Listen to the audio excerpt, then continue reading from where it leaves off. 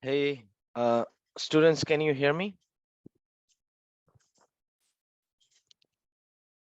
Yes, sir. Okay, cool. Uh, Good morning, everyone. Welcome to today's session. We are still missing one or two folks, I think. Good morning, good morning. So, yeah, let's start. Let's start today's session. Can someone let me know how was last week's assignment? Were you able to do it? I just asked you to do question number 1, 2, and 3 with proper Yes, sir. procedures. Okay. And we had pretty much done you know a lot of stuff regarding scalars and vectors. We started with scalars and vectors, and then we studied a little bit of projectile motion, where we took up a lot of different types of question, and we pretty much ended with projectile on an inclined plane. Okay, so that was the last topic we discussed. Okay, also I think I'm switched to PowerPoint.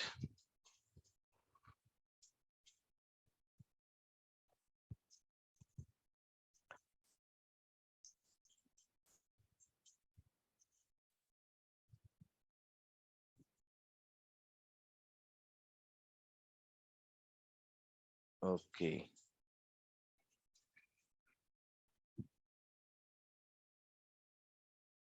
So today we will start with something called trajectory of projectile. Okay, that's the plan, trajectory of projectile. How do you write an equation to describe the movement of projectile? And next thing we want to discuss is relative motion in 2 dimensions. Okay, so those are the two things that I want to discuss in today's class. Uh, to do that, I'm gonna need to share my screen.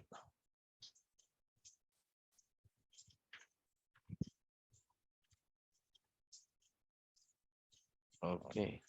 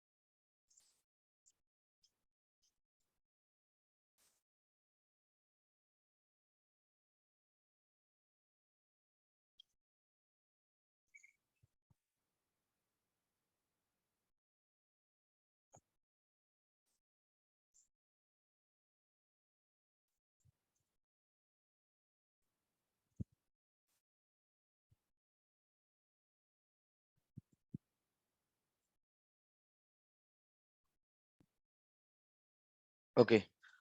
We'll start with today's topic, which is essentially the equation of trajectory. Okay, let me get this down slightly. That will be too less. Equation of trajectory. This is today's topic,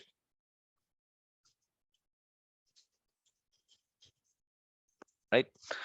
So, well, what exactly is equation of trajectory? What are we deriving here? We have done this before. I've showed you a bunch of times a website called desmos.com. Okay, this website is used to essentially do graphical representation of all the mathematical equations. What you can do is you can go into that website and plug in some equation of math, and it generally gives you what kind of figure, or what kind of a structure does that equation form in the 2D plane. Okay, like for example, if you put up a linear equation, something like y equals to mx plus c, where m and c are some constant. I'll take an example, y equals to 2x plus 3. What does this represent in the 2D plane, guys? Can you let me know what does this equation represent? So a straight line. It represents a straight line. Well, what does y square equal to 4ax represent? Well, it represents something like this. It represents something like this. Okay, this is known as a parabola. What about x square plus y square is equals to some r square? What does this represent? That represents a circle. It represents a circle. So every kind of curve on the 2D plane can be represented using a mathematical equation between x and y. Do you see this x and y? Here's also x and y. There is also x and y. Now, the parabola, essentially, the parabola that we are trying to talk about is essentially a path. It's a path that's actually looks like a parabola, inverted parabola. So we need to find out what is the equation for that. Okay, once we are able to find out that equation in terms of y and x, okay, y and x, for any given value of x, we'll be able to figure out what is the value of y, and that equation will be very useful. We'll talk more about the usefulness of the equation after we derive it. Okay, but the primary purpose, like if you can somehow relate the y and x, so that means right now we're limited to just specific points, right? Like you can find out how much is h max, you can find out what is the r range, like the maximum horizontal displacement, maximum vertical displacement. All those things are like how can I say, very specific points. But if I give you like some random distance here, let's say this is some value x, can you find out the height of the ball here? Well, you will be able to find out this particular random height if you knew the equation between x and y. So this is the primary purpose of that equation. Okay, there are two sets of questions that can come from this, and we'll discuss both of that. But right now, first order of business is to derive this particular equation. Okay, derive this particular equation. So again, we're going to follow the exact same procedure that we have been following forever. Okay, which is first, essentially, let's figure out what are the x-axis quantities. Let me give you some initial variables. Let's say this was thrown with an initial velocity of u at an angle, let's say, of theta. Guys, is this line visible on the screen? Like, is it too? Yes, sir, it is visible. Okay, so I'll be using a little bit less thickness. Okay, so so let's talk about what are the y-axis quantities. The y-axis quantities. So what are the different y-axis quantities, guys? Kindly let me know. What is the initial velocity? It will be u sine theta. Initial velocity will be u sine theta. Very nice. Okay.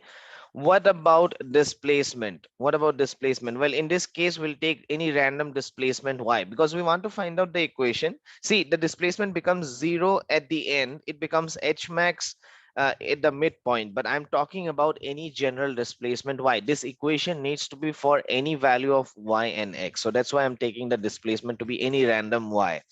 But you don't be worried, initial velocity still remains the same. It's not something that changes. Similarly, acceleration along the y-axis, it's still gonna be minus g. Nothing changes here.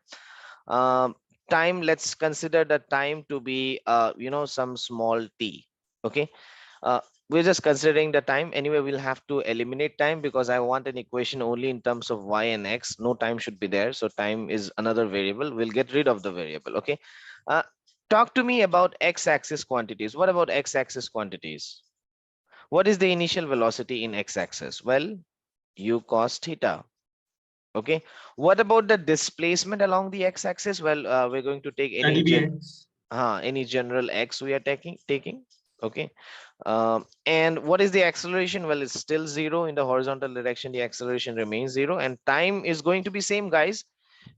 This much you might have known by now. Key time is not, it's not dependent on uh, it's not dependent on the axis, choice of axis. Okay, so that being said, we have now decided all the variables. Now it's time to write the equations of motion. Treat y-axis and x-axis separately. That has been the norm. Okay, so what we can do is, for the y-axis I'm going to write, and this is for y-axis, I'm going to write s equals to, you know what, I'll first start with x-axis because it's easy. For x-axis, I'm going to write s equals to u into t, because there is no acceleration. Acceleration is 0, so displacement is equal to speed into time.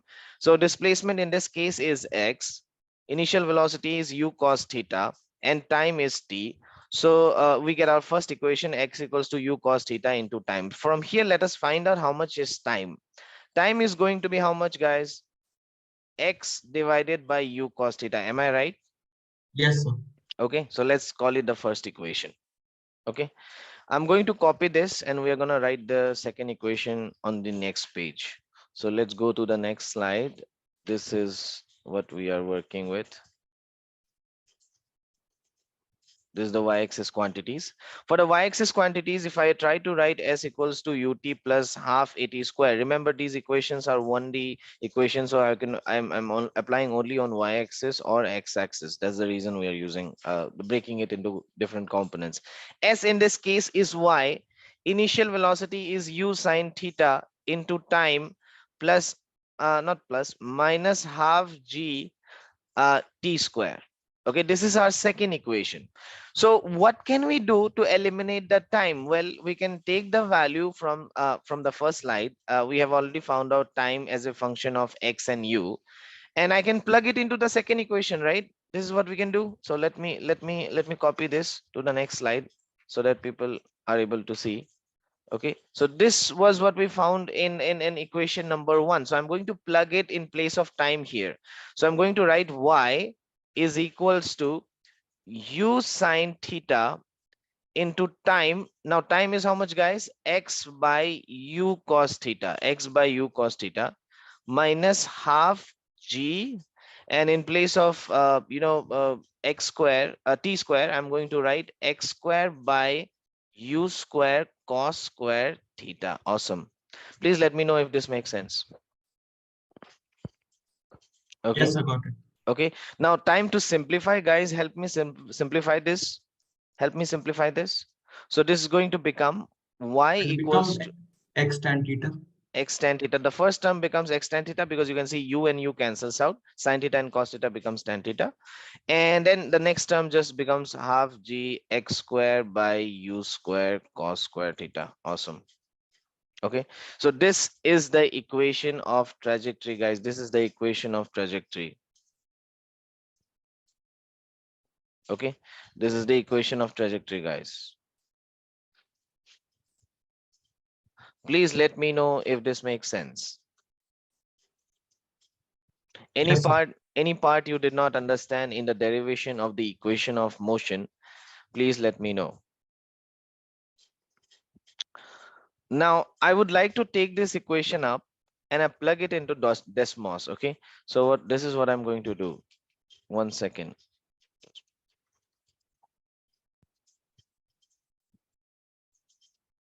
I'm just writing the equation on Desmos. uh, I'll show this to you actually.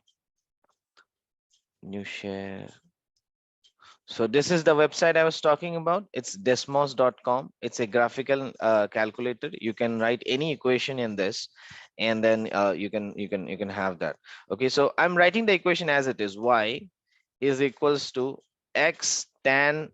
Uh, how do I write theta? I think if I write theta like this, So in the keyboard, there is an option. no. I just typed in theta and it became theta, and then you have minus zero point 0.5 g x square x square. Okay, and what else? Gx square divided by u square uh, cos square theta. Okay, so this is why. Oh, okay, I don't see the equation though. Why is no? There should be theta in here, no?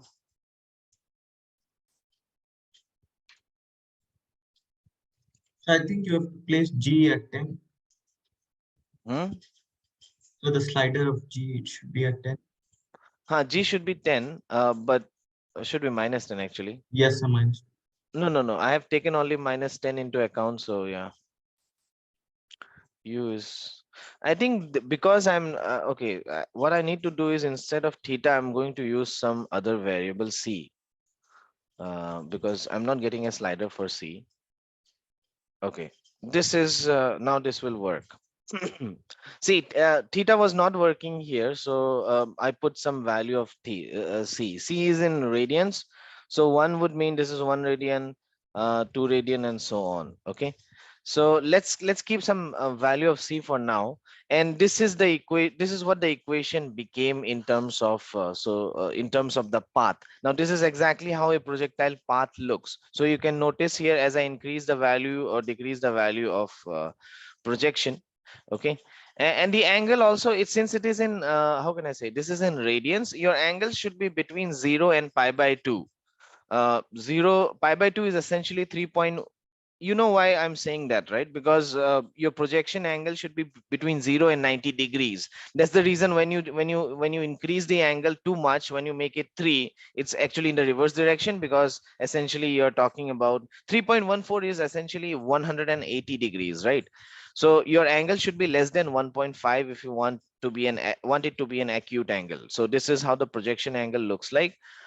G is 10, and this equation directly yields the path of the projectile. Okay, now what is the usefulness of this? Why do we need this equation? The first thing you can notice here, now every point here is like defined. Like if I click on this, you can see the numbers here. So for a value of x, which is let me make it a little bit more like 0.1, for x equal to 0.1, we can exactly define how much the value of y is. Here it is 0.1354. That's the usefulness of this equation, because unlike discrete points, now you can earlier you only used to find out the max height and the range here, right?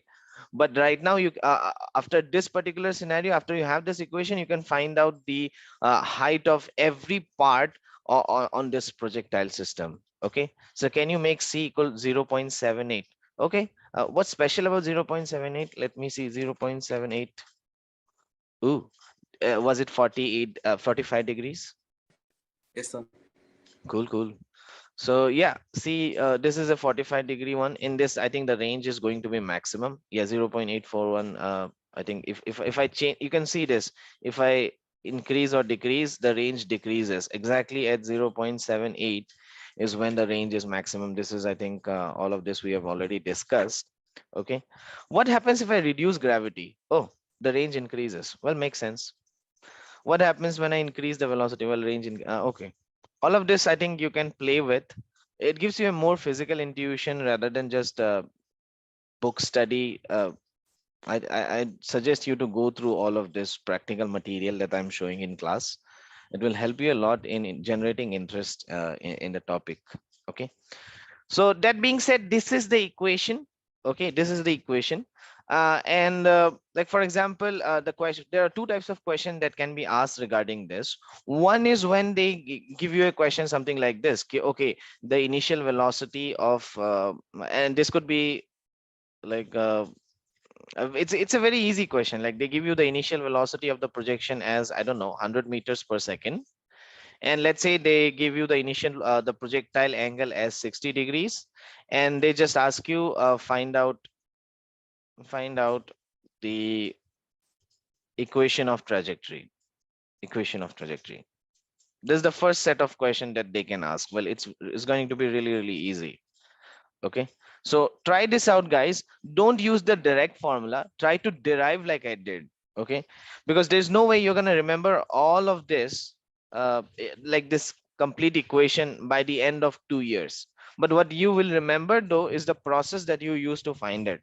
So instead of directly plugging in the values in the final equation that I derived, you go from the basics. You tell me how you will proceed in a situation where you don't know the final result, don't remember the final result, and you have to derive it out. Okay, so derive this particular equation. Find out what will be the equation of trajectory, not by directly substituting the values into the final equation, but by actually doing the entire process one more time. It will also help you remember. So don't look at the derivation, do it yourself. Okay, I'll give you 2 minutes to try this.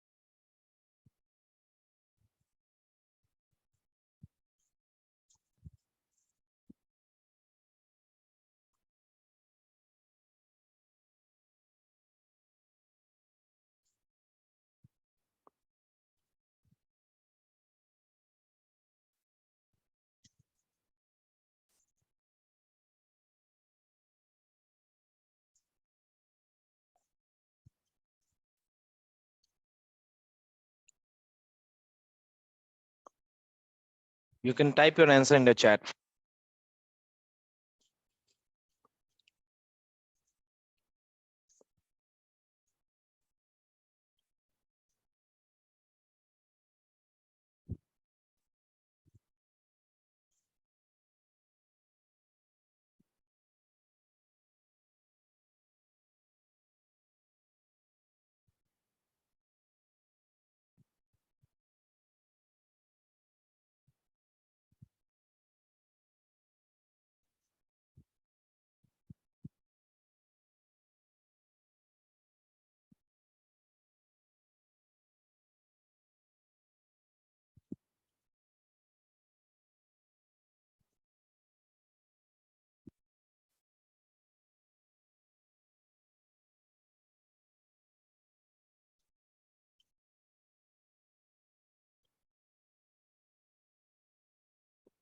Okay.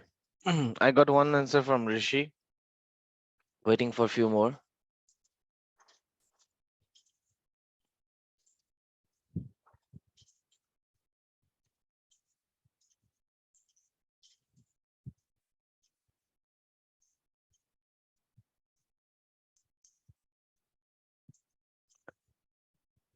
Yeah, you can plug in the value of G as 10 if you want.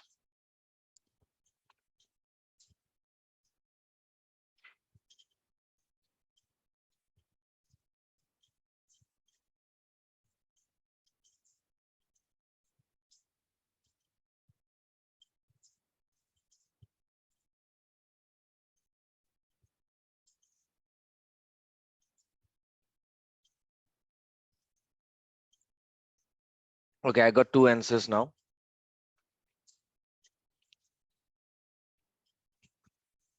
Let me quickly take the attendance as well. Please respond to your names. Abhishek, you there? Yes, sir. Ishani, Yes, sir. Janvi, Yes, sir. Purva, Yes, sir. Rishi, Yes, sir. Ritika, Yes, sir. Rit- Ritu, Yes, sir. and last one I believe is Ridya, right? Oh, yes, sir. Okay. Can you rename yourself? I need to take a screenshot. So I'm trying to rename. Can you tell how exactly? Okay, wait, let me try because I'm also the host. Yeah, I can. Is that the Yes, correct spelling? yes, sir. Yes, sir.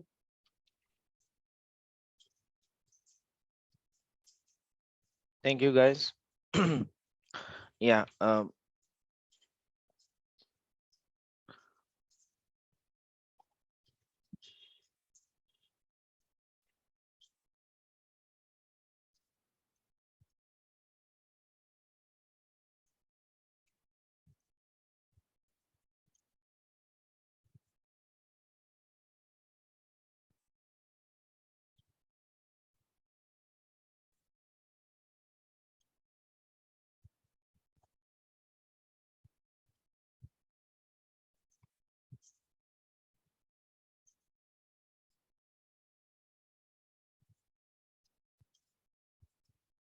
Okay, let's start solving this.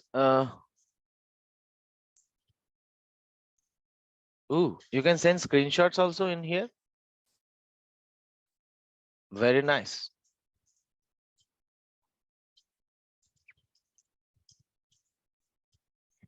Okay, cool.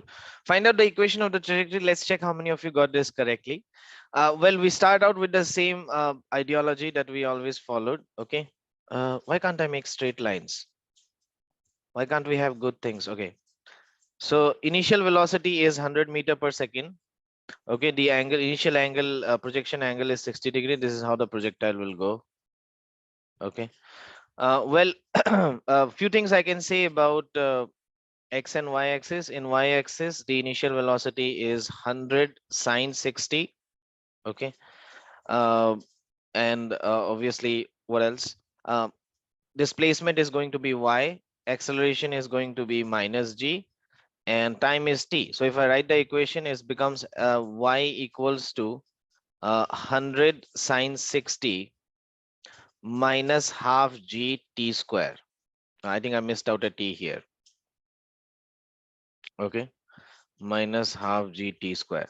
But when you do the analysis on x-axis, we see this is 100 cos 60, and this is going to be x, and this is 0 and t. So from here I get x equals to 100 cos 60 into t. So from here t comes out to be x divided by 100 cos 60. So if I plug it here, then I get essentially 100 sine 60 into x divided by 100 cos 60. First few questions that you are doing, do it with proper procedure like this so that you remember the procedure. After that, you can, if you get a very basic case where you have to find out the trajectory, you can directly use the formula. But right now I suggest you do this process because the process is what is going to stay with you after the next 2 years. Believe me, g t square is going to be x square by 100 square into cos square 60. Okay, now okay, sorry. Now if you plug in the values, this becomes x tan 60. Tan 60 is root 3, so root 3 times x. Okay, minus if I plug in the values here, this is going to be something like cos square 60 is going to be half into half, so one of the halves cancels out, so you have 2 in the numerator, 2x square. Okay, and on the denominator you will have 3 zeros. We're supposed to have 4 zeros, but one of the g cancels out, so this is going to be your equation, y equals to root 3x minus 2x square by 1000. So kindly let me know if you got it. Okay. So by Yes, I got it. x square by 500, can't we do that? Say it one more time. X square by 500. Yeah, x squared by 500. Cool. Yeah, that can be done. X squared by 500 makes sense. Okay, very nice. So this is the equation, guys. Um, this equation, if plugged into Desmos, will again give you the exact trajectory. Okay.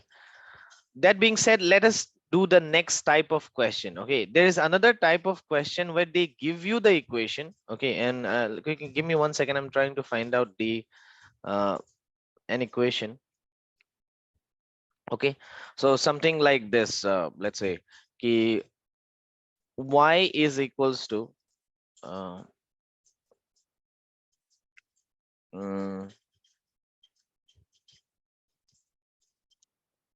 well, what I'm going to do is I'm going to give you a question from module, if that's okay.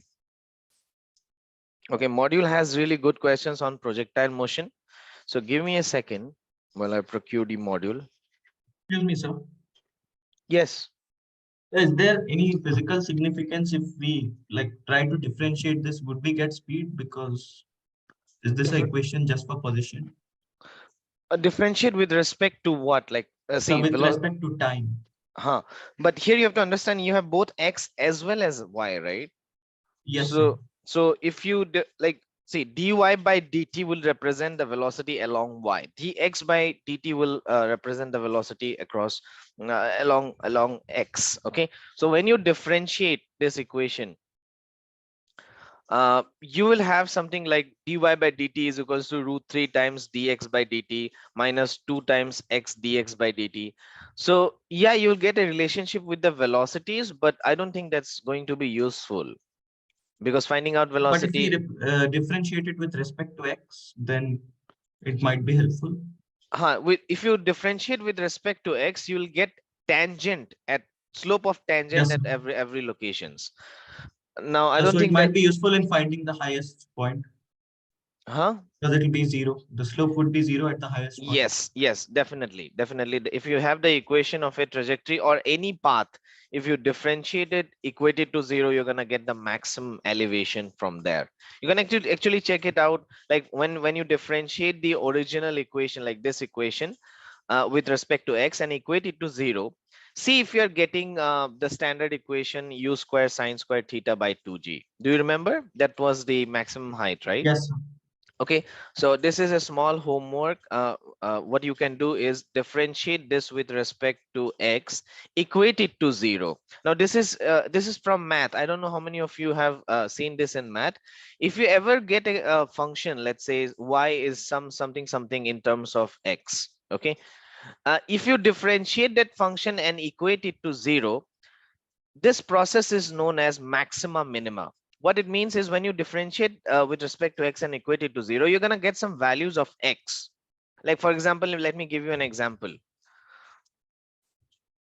Let me give you an example. X square minus 5x, let's say y is equal to x square minus 5x.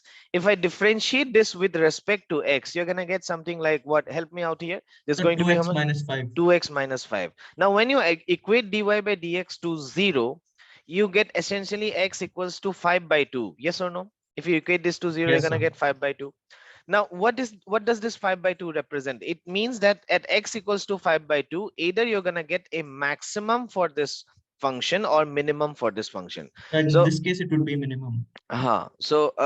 how do we know? There is also a confirmation test, but this is what you have to remember for now. I'll talk about the confirmation test when we come across maxima minima questions. Okay, so but one thing you have to remember, if you ever have a function like this and you differentiate with respect to x and equate it to 0, at this particular location x equals to 5 by 2, you will either get a maxima or a minima. Okay, in our case you'll get a maxima. One second guys. Hello.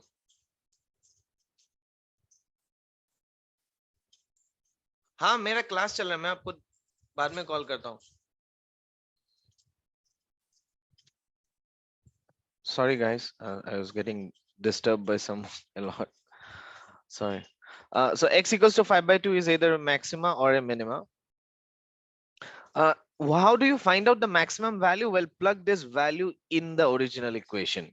Okay, when you plug the value in the original equation, you're gonna get what value. So I want you to do the same process but for this equation. Okay, try to differentiate this. It's going to be it'll take you a little bit to differentiate this, and then when you equate it to 0, you're going to find some value of x. Okay, and plug that x back in and check whether you're getting the original equation of h max, which was supposed to be u square sine square theta by 2g. Okay, what is the use of doing all of this? It will just improve your differentiation skills, nothing else, and it will give you a little bit of insight into the maxima minima concept. Okay, so back to our original discussion. Yeah, there's a lot of questions in the module regarding projectile motion. uh, I can't find the module right now, but I'm going to give you a question from my side. Okay, so y equals to root 3x minus let's say we have root 3x minus 5x square, let's say. Okay, find me what are the different values of what is the initial velocity, what is the value of the initial projection angle, and how much is the gravity on this planet. Okay, so this is an equation of trajectory at some planet, random planet. I need you to find out what is the initial launch velocity, what is the theta, and what is the g for this particular planet. Okay, I hope you understood the question. This time, instead of asking you to find out the trajectory equation, I gave you an equation of trajectory. Okay,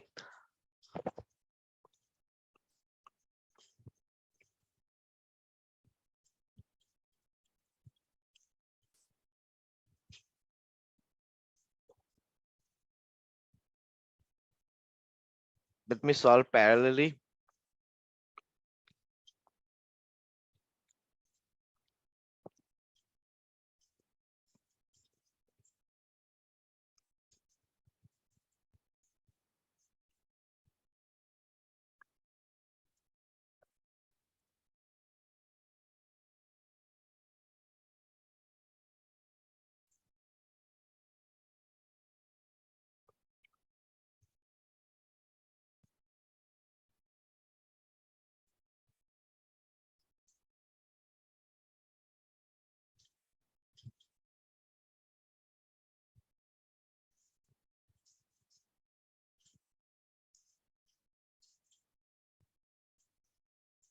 I'm going to make small addition to this question. You cannot find out the value of G from this. I'm going to give you the value of G as 10.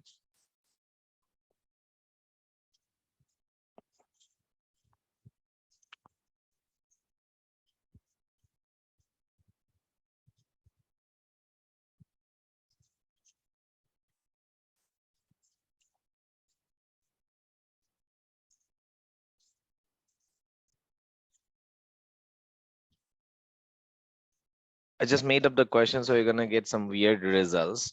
But I just need you to tell me how you're gonna do this.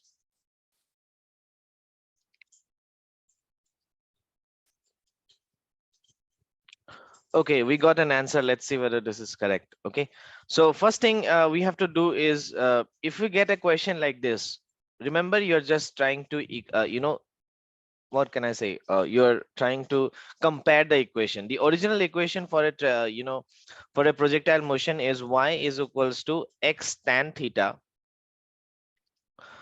minus half g x square by u square cos square theta.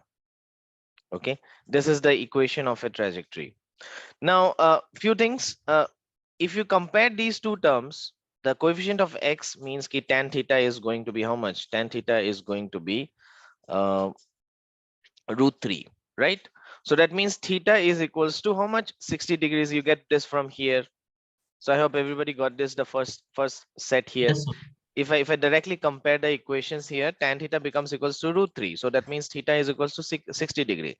Next thing I get to understand ki half g x square by u square cos square theta, this term is actually equal to 5 of x square. So x square cancels.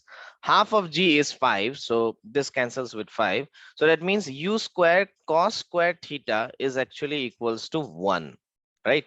Now we have already found out the value of theta as 60 degrees. So if I plug in that value, this becomes 1 by 4 equals to 1. So u square is 4 and u is equals to 2 meter per second. So this is another type of application of this sort of concept. Ki if you're given the equation of trajectory, if you're given the equation of trajectory, okay, in that case, you can pretty much compare the two equations and find out the initial conditions of launch. Okay. Cool. So this is the second type of question that comes from this particular section. Okay, all the other questions will be a slight variation of these two types. Okay, so you can practice them from your modules. There are some really good questions. Okay, so one last question to conclude projectile motion here, and this is from the module. Okay, I don't know how many of you have done this. This is in So unsolved. Yeah, finish the previous slide. yeah. If you have any doubt, feel free to ask.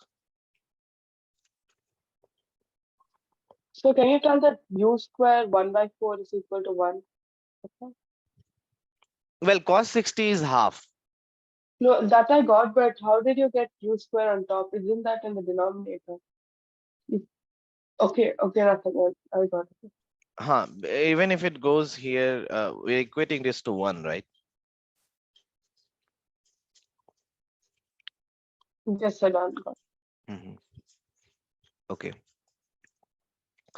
Okay, so concluding projectile motion with a single question. This is from the module. Okay. Uh, let's say there is a plane. Okay. This plane is going at a speed of 20 meter per second. Okay.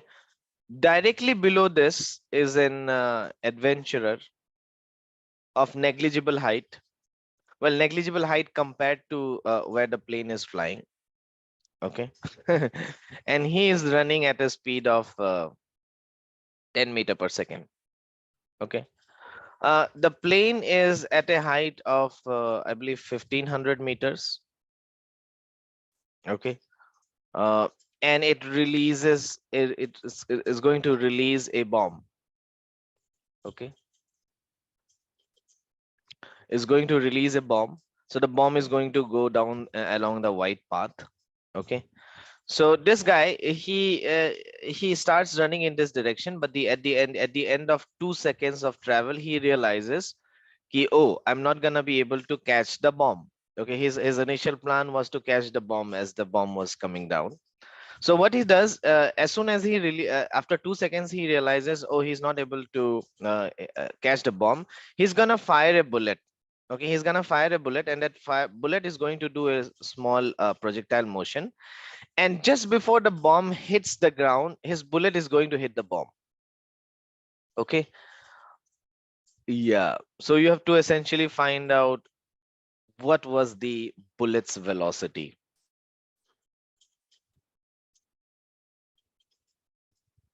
Okay, think on this. uh, I have not given the angle of the bullet is because it's not given in the question. You have to figure it out yourself. Okay, so try this question and let's see how many of you get it.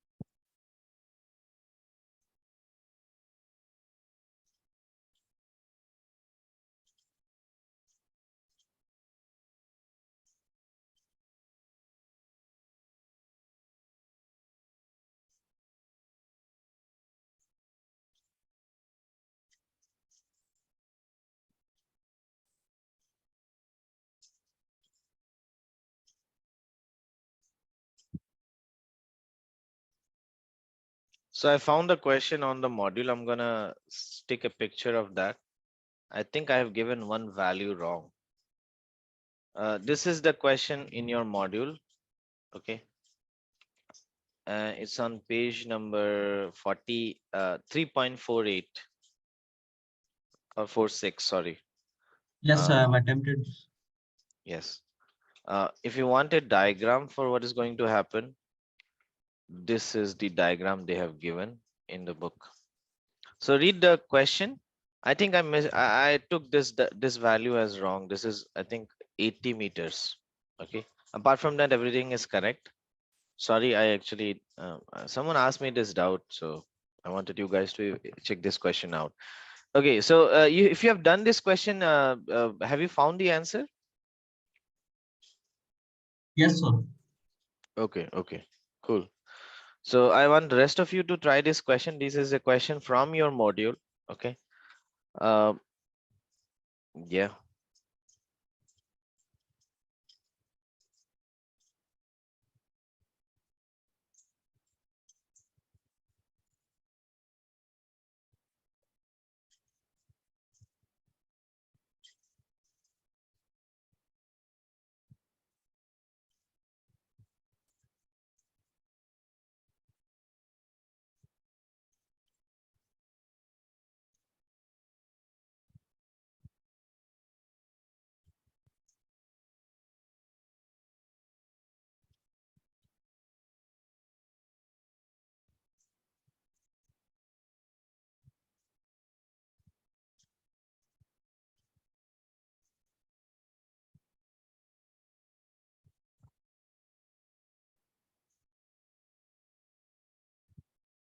Anybody got the answer?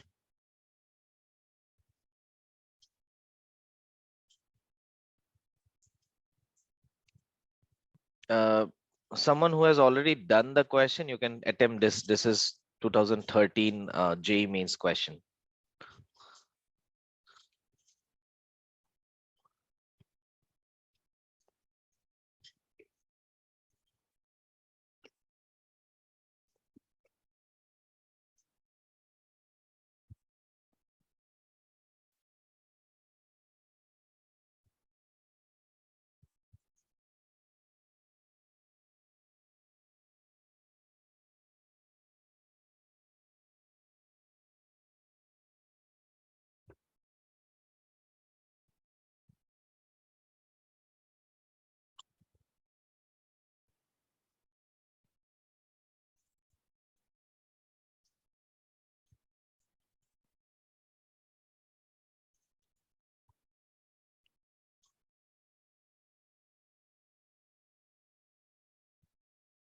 Okay.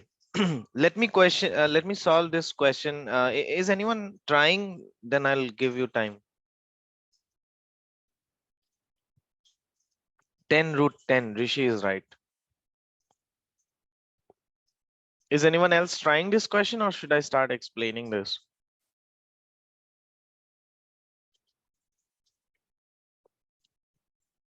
Okay, I'll start explaining this. Okay. So as you can see, this question, it's kind of tricky.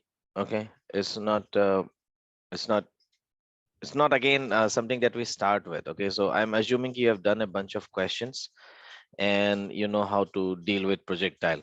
So the first thing I see is that I can approximate, correctly find out. I have all the data for this bomb. Okay, I have for the bomb which is coming down, I know that its displacement is going to be minus 80 meters, and displacement is going to be minus 80 meters. The acceleration is minus 10 meter per second square.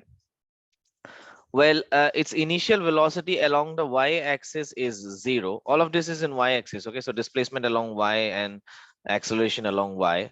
Velocity along y is 0. Along x, it's 20 meter per second, but initially it's dropped. So that means downward velocity is going to be 0. So using all of this, I can find out the time. I can write s equals to ut plus half at square. And I can plug in the values as minus 80 is equals to half into minus 10 into t square. So from here, you can pretty much find out the time to be equal to time square comes out to be 16, because 8 2s are 16 and then 10 takes away a 0. So your time comes out to be 4 seconds. Okay.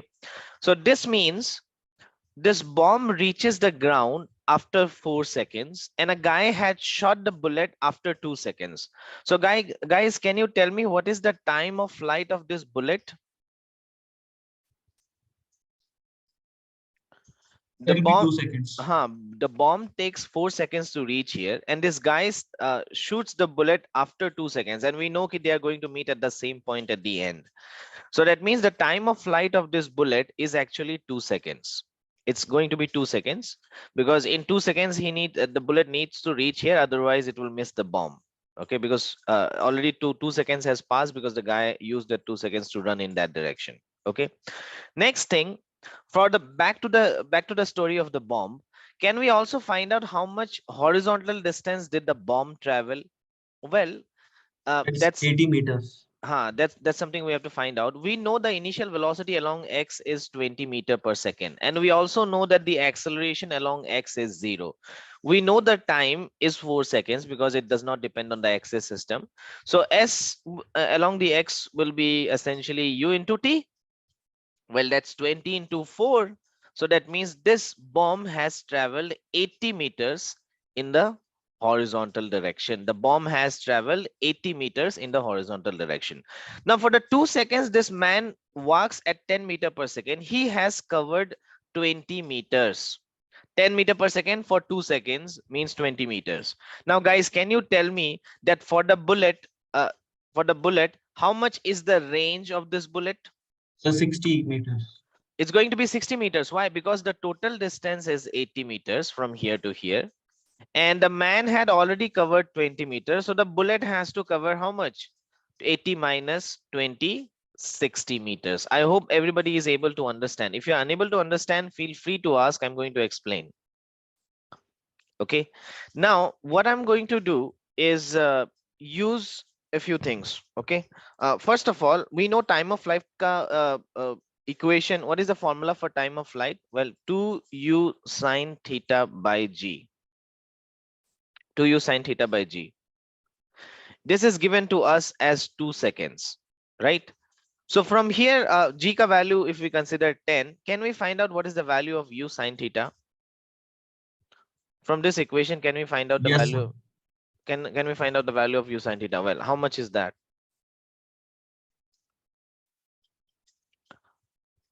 10. 10, right? Yes, sir. 2 and 2 cancels and g goes there, so u sine theta becomes equals to 10. That's the first equation that I was looking for. Okay, now the second thing, if the range is 60 meters, can I say u cos theta into 2 seconds will be equal to 60. Please tell me if you understood this equation. If you understood, good. If you didn't, Yes, I'll sir. explain again. What does this equation mean? Can someone tell me? So it means that the horizontal component of the velocity into the time for flight of the bullet would be the horizontal range, that is u cos theta into 2, that is 60 meters. Yeah, awesome. So if we consider the initial velocity to be u, and this angle we have already considered to be some random angle theta that we don't know, okay, then because we found out the range to be 60 meters, from here I can say ki whatever is the horizontal component of this horizontal component of this bullet, that multiplied with 2 seconds, which is the time of flight, will have to give me 60 meters, because that's how it's found. Okay, so if we solve this equation, you get u cos theta equals to 30. Now we have two equations. Okay, we have u cos theta equal to 30, and we have u sin theta is equals to 10.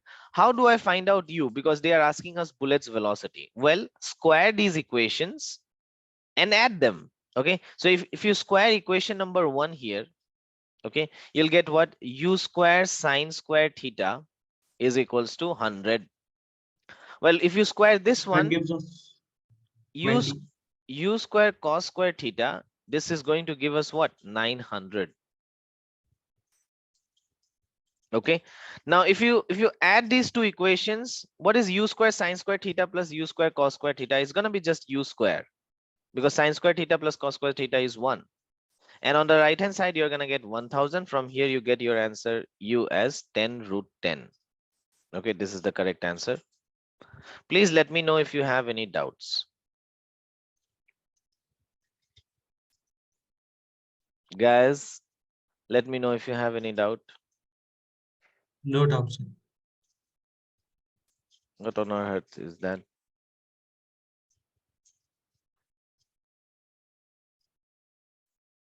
Never mind. Okay, so no doubts, then let's move ahead. Okay, by the way, did you get a chance to solve this question? Yes, sir. So I got the answer as B. Okay, guys, have a go at it. Last question, I promise. Last question from projectile.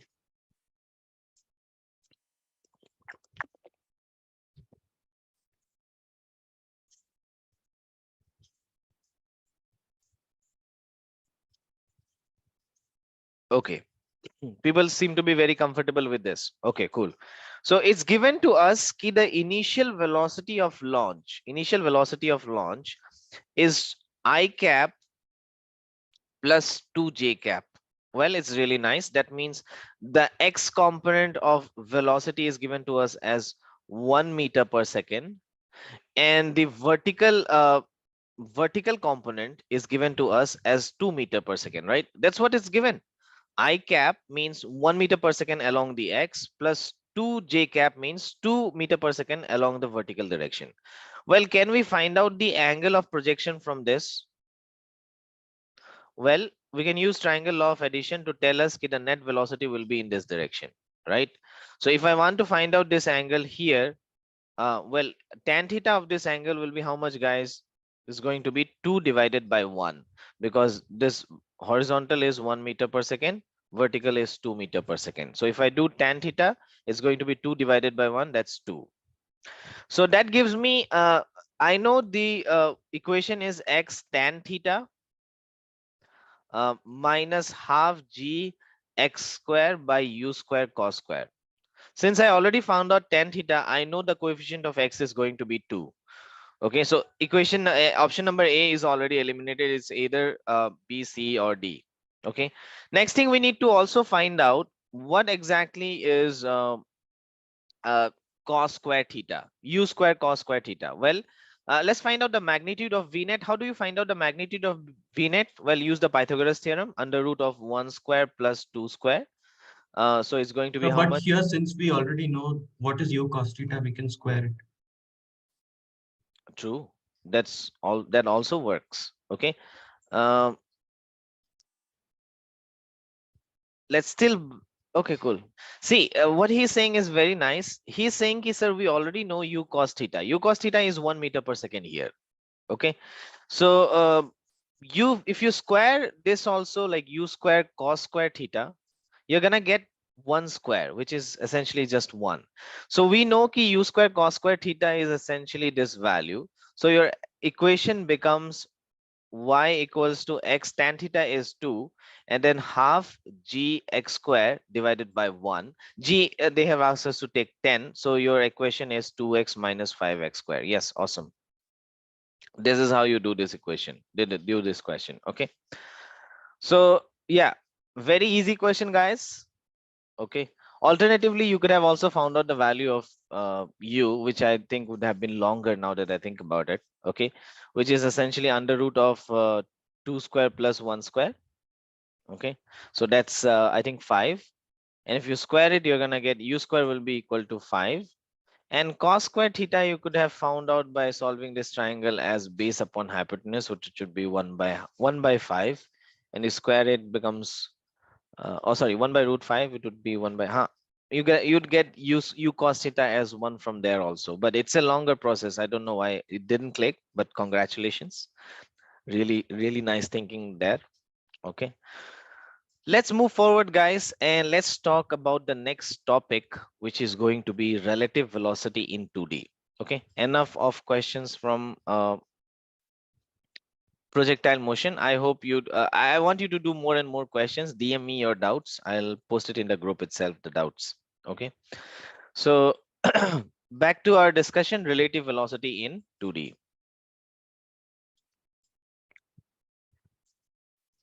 Okay, now I hope you remember the basic discussion we had in 1D, relative velocity in 1D. I said if you ever come across a situation where you have to find out velocity AB, first of all, what does velocity AB mean? Velocity of A with respect to B. Who is the observer here? A or B? So B. B is the observer. Okay, so please understand, when you write VAB, this means you are trying to find out the velocity of A from the perspective of person B. Okay, and the formula for this was pretty simple. We would simply do VA minus VB. Nice. Do you remember this formula? Okay, velocity of AB is velocity of A minus velocity of B. A simplistic example to remember is that imagine there is someone running at 5 meter per second, and you are chasing that person with a velocity of, and your velocity is 2 meter per second. What will be this guys velocity with respect to you? So it will be 3 meter per second. It will be 3 meter per second. How did you get that? Well, you did 5 minus 2, right? Okay, so velocity of G with respect to, oh sorry, velocity of G with respect to S is going to be velocity of G minus velocity of S. Okay, so that is essentially 5 minus 2 is equals to 3. Please understand, like, you have to understand the physical significance of this. If you're running after someone, and so that certain someone is traveling at 5 meter per second, you're not gonna like, if you're also traveling with some speed, you're not gonna see him travel at 5 meter per second. It's like if you're overtaking a car going at 100 meter per second, you're not gonna feel that the other car is traveling at 100 meter per second. You'll just feel ki it's going backwards in a direction of maybe 1 kilometer per hour. That's the whole idea. Like when you watch something from the ground frame of reference, you see its original velocity, but when you are moving yourself, when you are in a moving frame of reference, you see the other bodies uh, with reduced velocities. Okay, or different velocities, that would be more appropriate to say. And the basic formula that governs all of it is just this: velocity of A with respect to B is velocity of A minus B. There's nothing else you need to do. Okay, and since this, like, acceleration comes out of velocity, like if you differentiate velocity you get acceleration, same rule also holds for acceleration and displacement. Like, Acceleration of AB will be acceleration of A minus acceleration of B. Displacement of AB would be displacement of A minus displacement of B. This is what happens. Okay. Now, the two discussions that I want to have in this is, one of them is the rain man problem. The other is the river boat problem. Okay. But before we go, I want to do a very basic problem. Like, for example, if I give you a scenario, let's say this is a white ball which is going in this direction at 5 meter per second. Okay. And so how will you write its velocity? Like, let's call this A's velocity will be 5 I cap, and let's say there is this B whose velocity, I'll write like this: velocity of A is 5 meter per second, velocity of B is, let's say, 2 I cap plus 3 J cap. Okay. So let's make it with a different color here. So this is B, this orange ball is B. Okay. 2 plus 3 would look something like 2 here, 3 here, so it will look something like this. Okay, this is how this body B is going. This is 2I plus 3J. Now you need to tell me, like, from, if you understood the formula, what is velocity of A with respect to B? Like, if you're on the top on ball B, how will you see ball A going, in what velocity? So that's what you have to find out. So quickly do it, put it in the chat. I want to know, how will it look?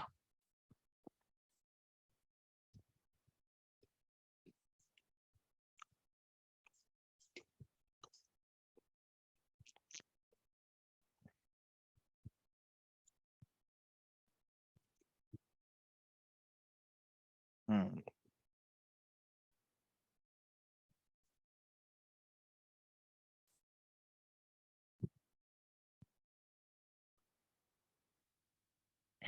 Awesome. So how do you do this, guys? Velocity of A with respect to B is given by velocity of A minus velocity of B. Now velocity of A is what? 5 I cap, and then you have to subtract 2 I cap plus 3 J cap. Okay. So if you do this now, if I hope you remember how to do the vector addition and subtraction. Just follow I to I, J to J. So 5I minus 2I becomes 3I, minus plus becomes minus 3J. So do you know how this velocity will look like? It would look something like this. Okay. So now this should make sense. Like, when you are traveling on B and A is actually going like towards right from the ground perspective, but from your perspective, you'll feel like A is actually traveling somewhere like this is 3, this is -3. So something like this at an angle of 45-degree, you'll feel like the ball number A is going like this from B's perspective. If you consider yourself on B, then you will see A actually traveling 45 degrees to you in the downward direction, like if you are on top of it. So it's a very powerful tool and also a very easy tool. Okay. And now based on this, I want to talk about rain man problems. Now, what is rain man problem? Well, I'll teach you. Okay. Imagine a situation when there is rain falling downwards. Okay. This is going to be the velocity of rain perfectly downwards. This is rain falling downwards. Okay. Now let's say there is a person who is essentially running on this. Okay, so I'm gonna try my best.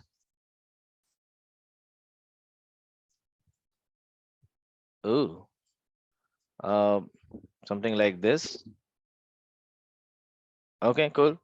So there is a person who is running towards the rain. Now my question to you guys is, if you have ever found the like, if you're ever on the rain and running in the rain, do you hold your umbrella like perfectly vertical, like this, or you hold it like at an angle of tilt? Do you tilt your umbrella? Well, We yes. tilt it a bit. Yeah. Okay. Do you tilt it forward or you tilt it like backwards like this? Well, I think obviously, it should be forward. yeah, it will be forward. Okay. So when you run towards the rain seems to come tilted in your direction. Okay, and our job is to find out how much is the angle of this tilt, because then we'll be able to calculate how much do you tilt your umbrella, like this angle with the vertical. Like let's say this is your umbrella. Okay, and let's say this angle theta. After this discussion, you'll actually be able to find out this value of theta actually. Okay, now for that first I need you to understand why is there a tilt. Is it that when you start running the rain suddenly starts tilted? Like that seems very wrong, because that would make you really powerful. Okay, that you running on the ground is making the direction of rain change. That's very marvel like, very powerful. Okay. But let's discuss. Okay, so we have, let's say, the velocity of the man. The velocity of the man is going towards right, and the rain is falling downwards. What do we need to find out? Velocity of rain with respect to man, or velocity of man with respect to rain? This is the major doubt in a lot of students. I don't know why.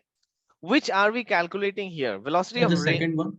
velocity of rain with respect to man, or velocity of man with respect to rain? Who is the observer here? So we have to calculate velocity of rain with respect to man. Yes, that is true. Okay, please do not calculate velocity of man with respect to rain.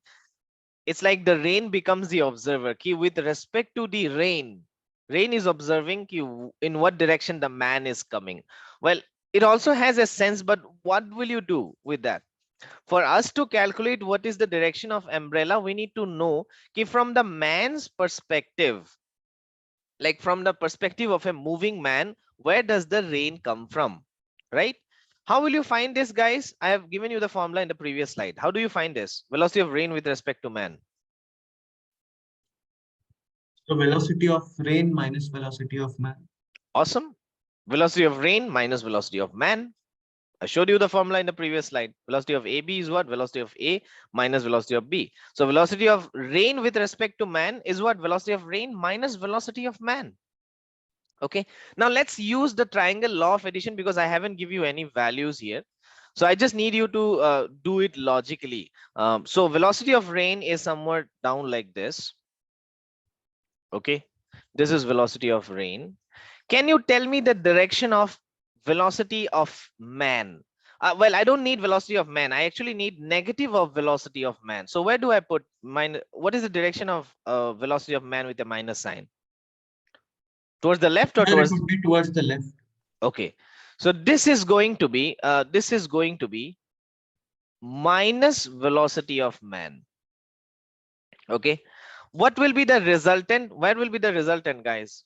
Tell me where will be the resultant from triangle law of addition. Do you remember? This is going to be the resultant. This is going to be the direction of velocity of rain with respect to man. I hope you remember triangle law of addition. So if you have a vector like this, b vector like this, the addition of a with b vector is goes something like this. This is going to be a vector plus b vector. So this is what I did here also. Just a quick recap. Okay, so this So is the why reason. is VM negative?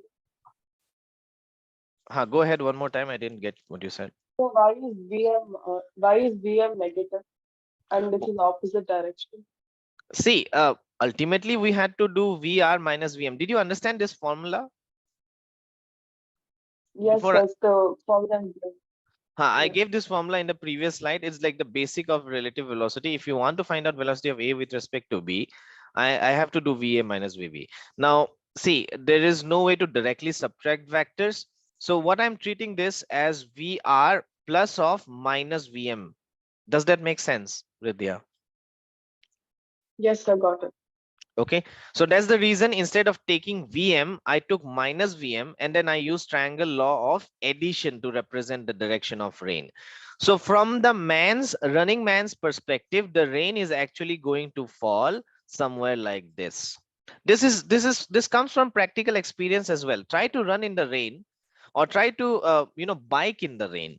The raindrops will hit you much harder, like compared to like normal perpendicular rain, and it will also be directly coming at an like it will be coming at an angle on you. Okay, so just try it out, guys. Don't fall. Okay, don't do biking, just do run in the rain once at least. Okay, so for you to able to understand this. Now, if we want to find out what is this angle right here, theta, isn't this the same angle that this makes with the vertical, like this one, right? Or if you want to find it within the triangle itself, this is the angle we are looking at. Okay, so we'll have to find out this angle. Okay, so I have a question for you. I hope you understood this. If you understood this, I'm gonna give you a question. Please let me know if you understood this. Yes, sir, got it. Okay, once again, I'll start your questions with NCRT level. I want to give you one NCRT question.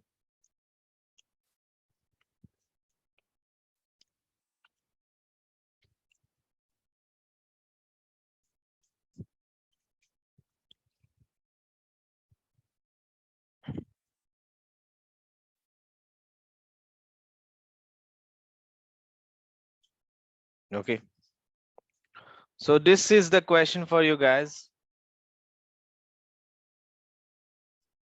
Try this question out, guys.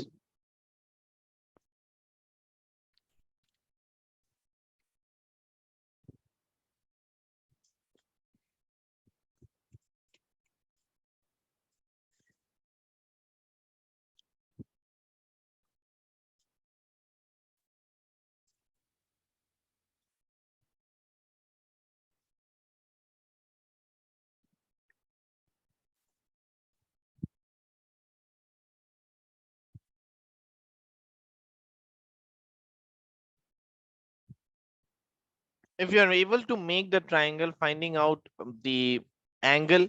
By the way, they are asking us the direction. How do you give directions in vectors? By giving the angle with the vertical or with the horizontal, right? So here you have to find out what is the angle. They mean what is the angle.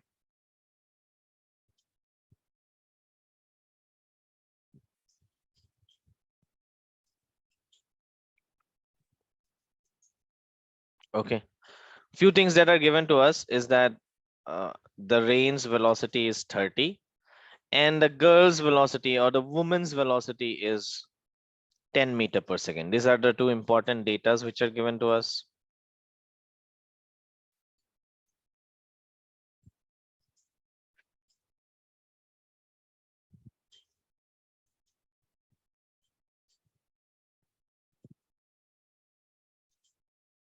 Mm.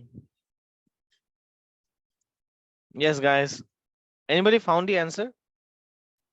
It's an easy So question. 1 minute, sir.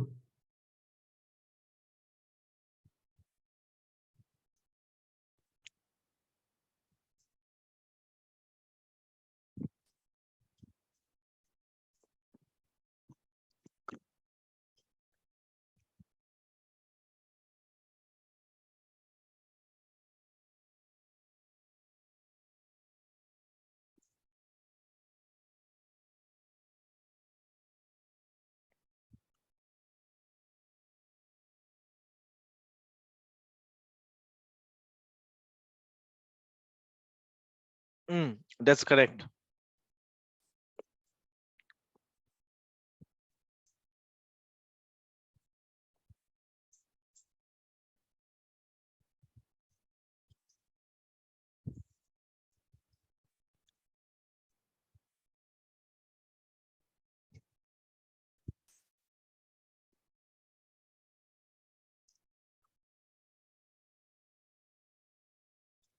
Okay.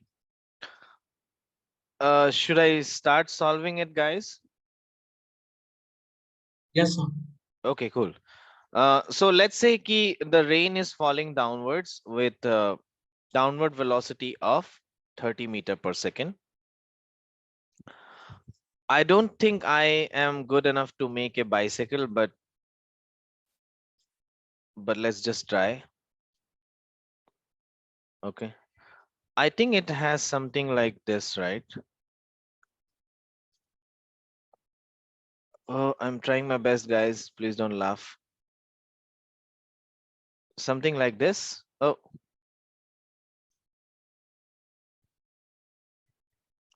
well, I guess. Well, I guess this is my that's the best I could do, guys. So this is this bicycle with a woman. Don't expect me to make woman on top of this. This too hard. 10 meter per second.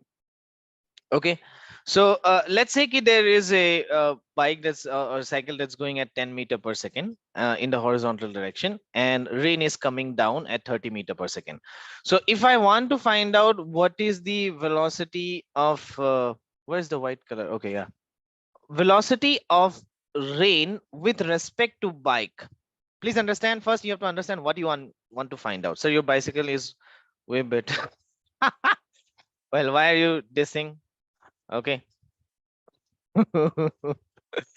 Velocity of rain with respect to uh, bicycle is going to be equal to velocity of rain minus velocity of bike. Okay, first you have to figure out what you need to find out. Don't try to find out velocity of bike with respect to rain. Rain is not the observer. Okay, the person on the bike is. So this is what we are finding out: velocity of rain minus velocity of bike. So velocity of rain is downwards like this.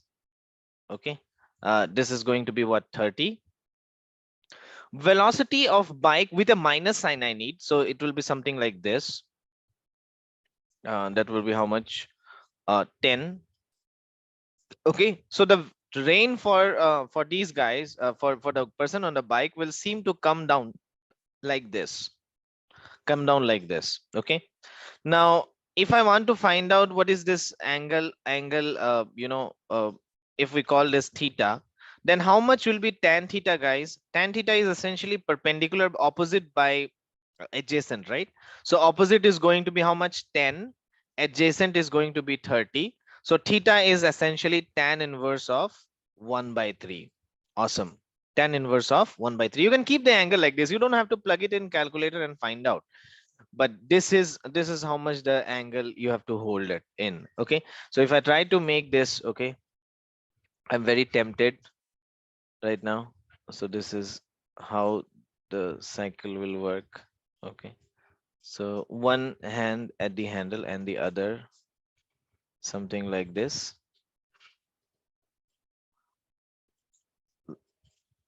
Okay. So this angle right here is how much? This angle right here is tan inverse of 1 by 3. Very nice, guys. If you have any doubt, feel free to ask. What if she falls? Well, she falls. What can I say? Sir, does the north to south direction in the question have any significance?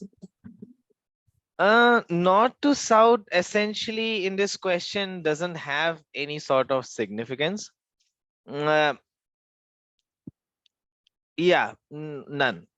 If let's say the rain was, at a certain inclination, uh, then it would matter, because see, if you think about it, the rain could, incline towards north south direction, or it could also incline in the east west direction. So the question can get really complicated based on the inclination of the rain. But the rain, if it's falling vertically, I don't think it has any significance of north south direction. But if the rain also was inclined, let's say, so in that scenario, the north south direction would play an important or a major role there. But not right now. In this one, there's no use. Okay, talking about inclined rain, I made up a question myself. Let's see if you're able to tell me if you can find out this. Okay, so let's say the rain is falling down at 10 meter per second. Okay, but this time the rain itself is falling down at an angle. Now people will be like, sir, how can rain fall at an angle? Well, wind, maybe wind is blowing here, so that's why the rain is at already at an angle. From the ground perspective, the rain itself is at an angle of of 30 degrees. Okay, of 30 degrees. This angle is 30 degrees. Now the question is this, that a person who is essentially right now, he's not going anywhere. uh, he wants to run in such a way that he can just keep his umbrella vertical and he will not get wet.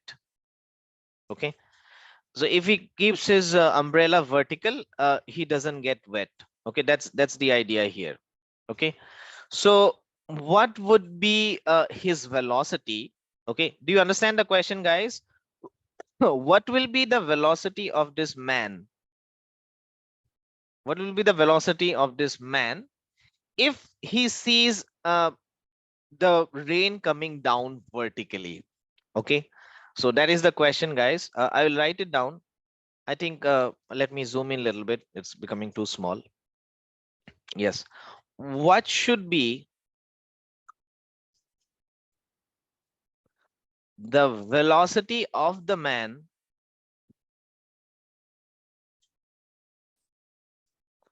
so that the rain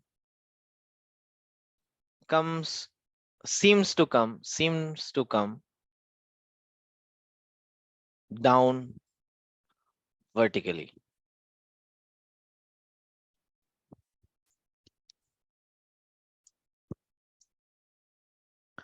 Find it out, guys.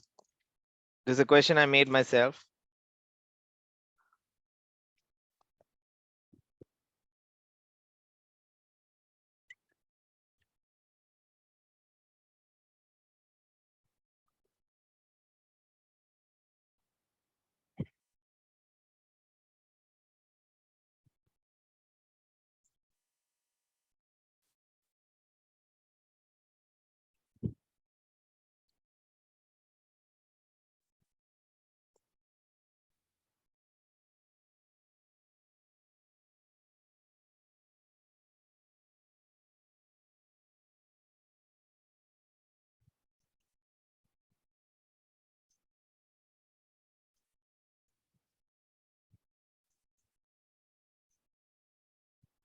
Yes, guys, did you find the answer?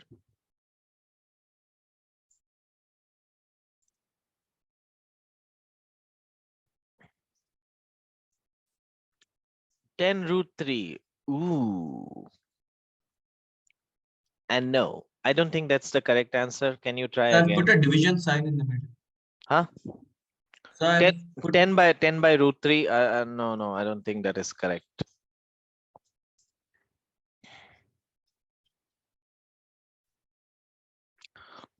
Try more.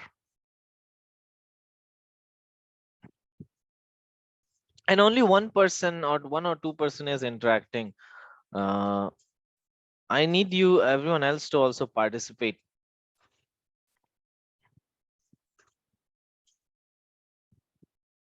After this, we're gonna take a small break of 10-15 minutes. And we'll start doing river boat problems. It's a very fun set of problems. Okay, so do you want me to explain this? Okay, I shall explain this. Okay, so this time velocity of rain has two components. Okay, one is in the perpendicular direction, in the downward direction, and that is equals to 10 cos 30. Well, that is equals to how much, guys? 10 cos 30 is 10 √3/2. That's 5 √3 meter per second. Also, the rain has a horizontal velocity of 5 meter per second towards the left. So let me call it, so how will I write velocity of rain? Well, velocity of rain, I'm going to write it as 5 √3. Well, I'll write it like this: minus 5 I cap minus 5 √3 j cap. Why? Because usually we take x like this, right? This is x, this is y. So the velocity of rain is like completely opposite of what x and y are. This is vertically downward, so minus √5 √3 and minus 5. Okay. We could also change the orientation of x and y and make them positive, but why? Let's just take x like this, y like this, the general convention. Okay. So one more thing that is given in the question is that velocity of rain with respect to man will not have any horizontal component. It will just be vertically downwards. Okay, if you read the question, rain seems to come down vertically means it will have 0 I cap and essentially something j cap. Okay, because the horizontal velocity needs to be 0. if it has to come down vertically, right? So we know velocity of rain with respect to man is velocity of rain minus velocity of man, right? Now velocity of rain is what? Well, it's minus 5 I cap minus 5 root 3 j cap minus velocity of man. Okay, minus velocity of man. Well, man can only run in the horizontal direction, so again this will be something like I cap. Okay, it will be either I cap or minus I cap. Now depending on what direction it is, I'll get the magnitude as plus or minus. It will immediately tell me whether it's in the positive direction or negative direction. Now one thing you should know is that velocity of rain with respect to man is uh, perfectly it's perfectly vertical. There is no component of x in velocity of rain. So that means whatever this I cap and whatever this I cap right here, they should add up to become 0. Yes or no? See, I understood the Yes. velocity of rain with respect to man only has vertical component. That means it is only allowed to have j cap. There should not be any I cap in this. Okay, so that would mean whatever these I caps are, they need to become 0. So I can say minus 5 minus Vm should be equals to how much? 0. So from here Vm comes out to be minus 5. So that means this person on the ground needs to run in this direction with a speed of 5 meter per second in order for the rain to come down vertically. And it also makes sense. Now the rain is essentially going in the horizontal direction with 5 meter per second. So this man also needs to match the horizontal velocity of the rain. That way, relative to the rain, the man is not moving in the horizontal direction. Let me repeat that statement one more time. If the horizontal velocity of the rain and the horizontal velocity of the man matches, they become equal, then with respect to the horizontal direction, the man would not be moving with respect to the rain. So that means the rain will simply fall vertically down, like properly it will fall down like this. Does that make sense, guys? So why isn't there a J in VM? Because of this statement, so that the rain seems to come down vertically. What should be the velocity of the man so that the rain seems to come down vertically? If the velocity of rain with respect to man has to be vertical, then it should not have any I component. If it has I component, then it will definitely go at an angle, right? No, Does that in VM, why isn't there a J component? huh? Why is it only VMI cap? Oh, in velocity of man, well, velocity of man is along the road. He cannot go like that. Does that make sense? He cannot travel Yes, I got upwards. it. Yes, I got it. Okay, he has to either travel to the left or to the right along the ground. So yeah, that's why it has only I cap. Any other doubts, guys?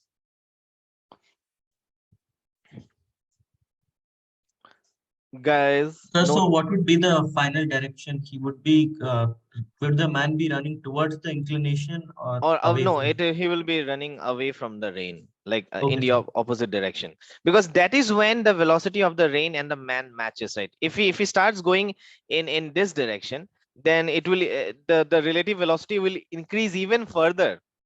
Okay, and the inclination will even be greater than 30 degrees. Does that make sense?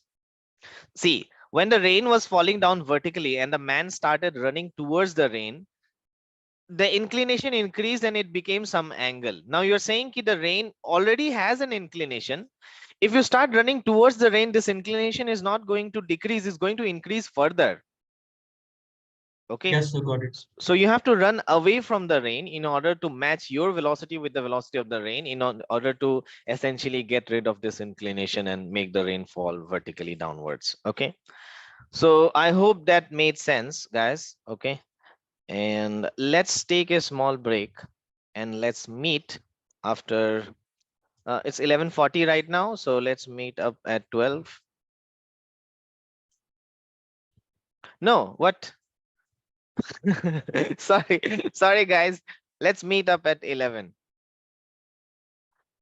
Okay, 11 a.m. See you guys.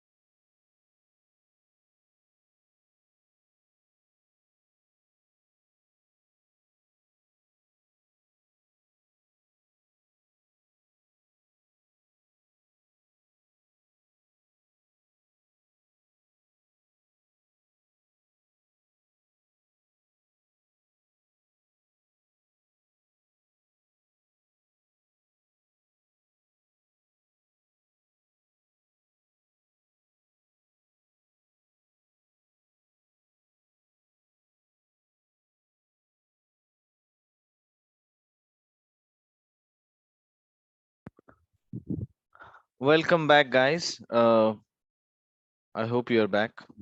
Yes, sir. Okay, cool. Let's discuss more. Mm, just gonna wait for everyone to be here also.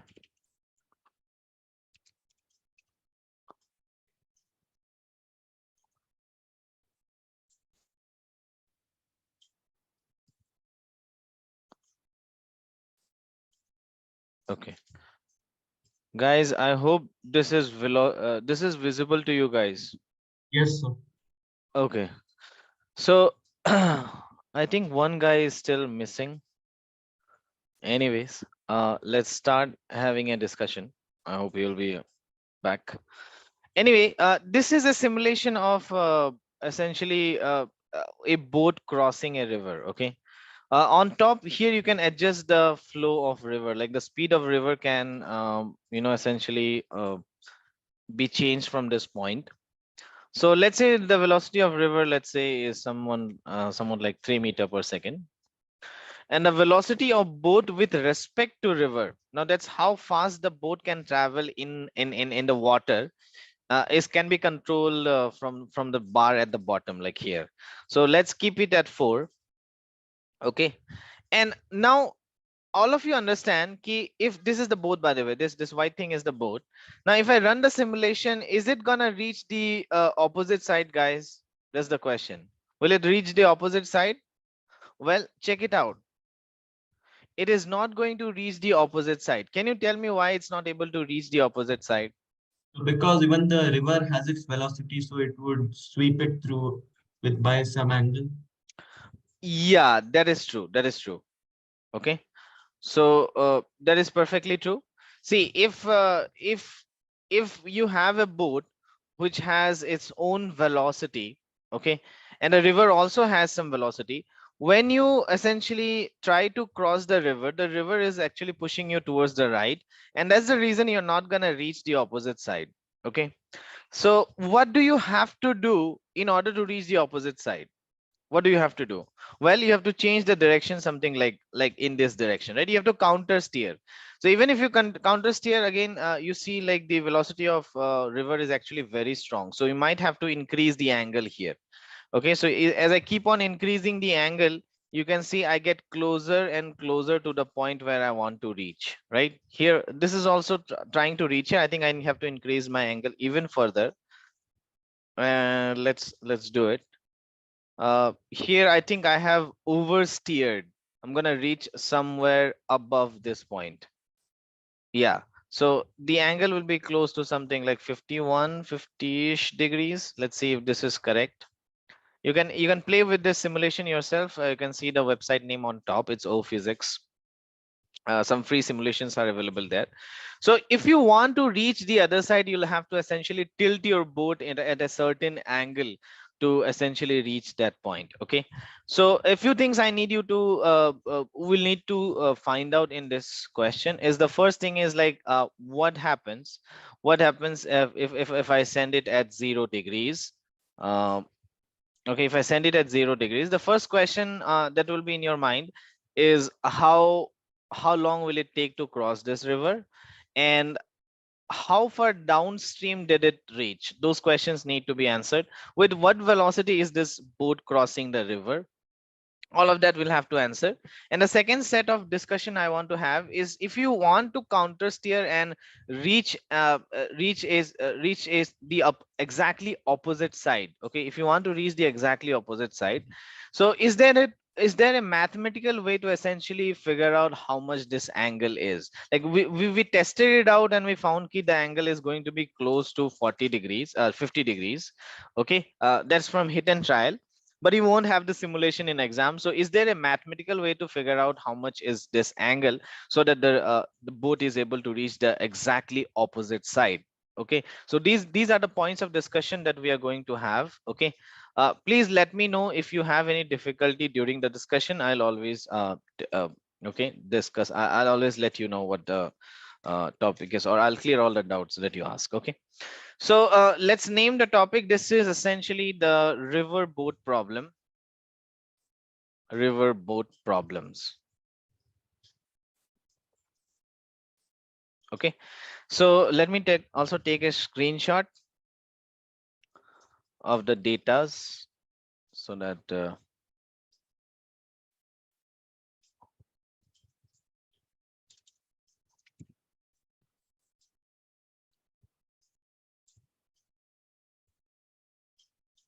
okay. 1 second.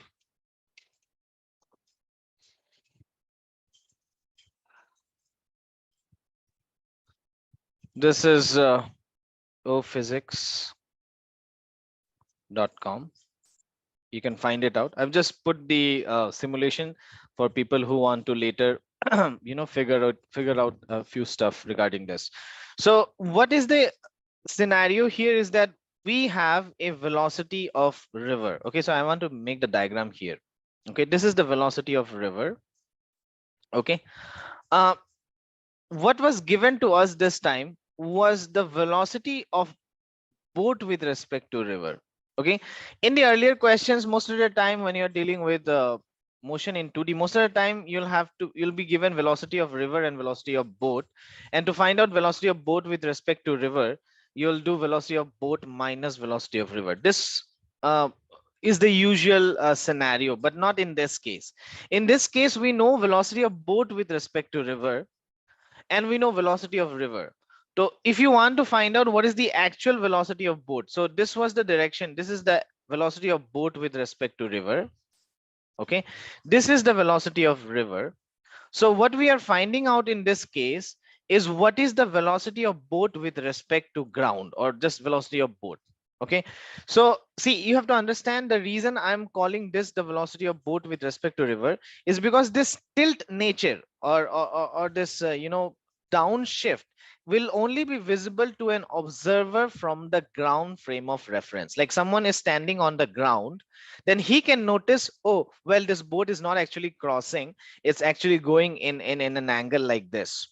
Okay, but for a person on the boat itself, he's going to assume ki, okay, I'm just going straight, right? Because according to him, according to the driver of the boat, he has steered the boat in the forward direction. So this velocity in the forward direction is not the velocity of boat with respect to ground, it's actually the velocity of boat with respect to river. I hope that made sense. This is the first topic. Please let me know if you understood. So in this case, we know velocity of boat with respect to river and velocity of river. Can you tell me, guys, how do I find out velocity of boat?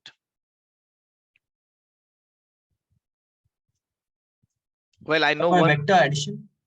Yes, we have to do vector addition, because please understand, we know velocity of boat with respect to river is velocity of boat minus velocity of river.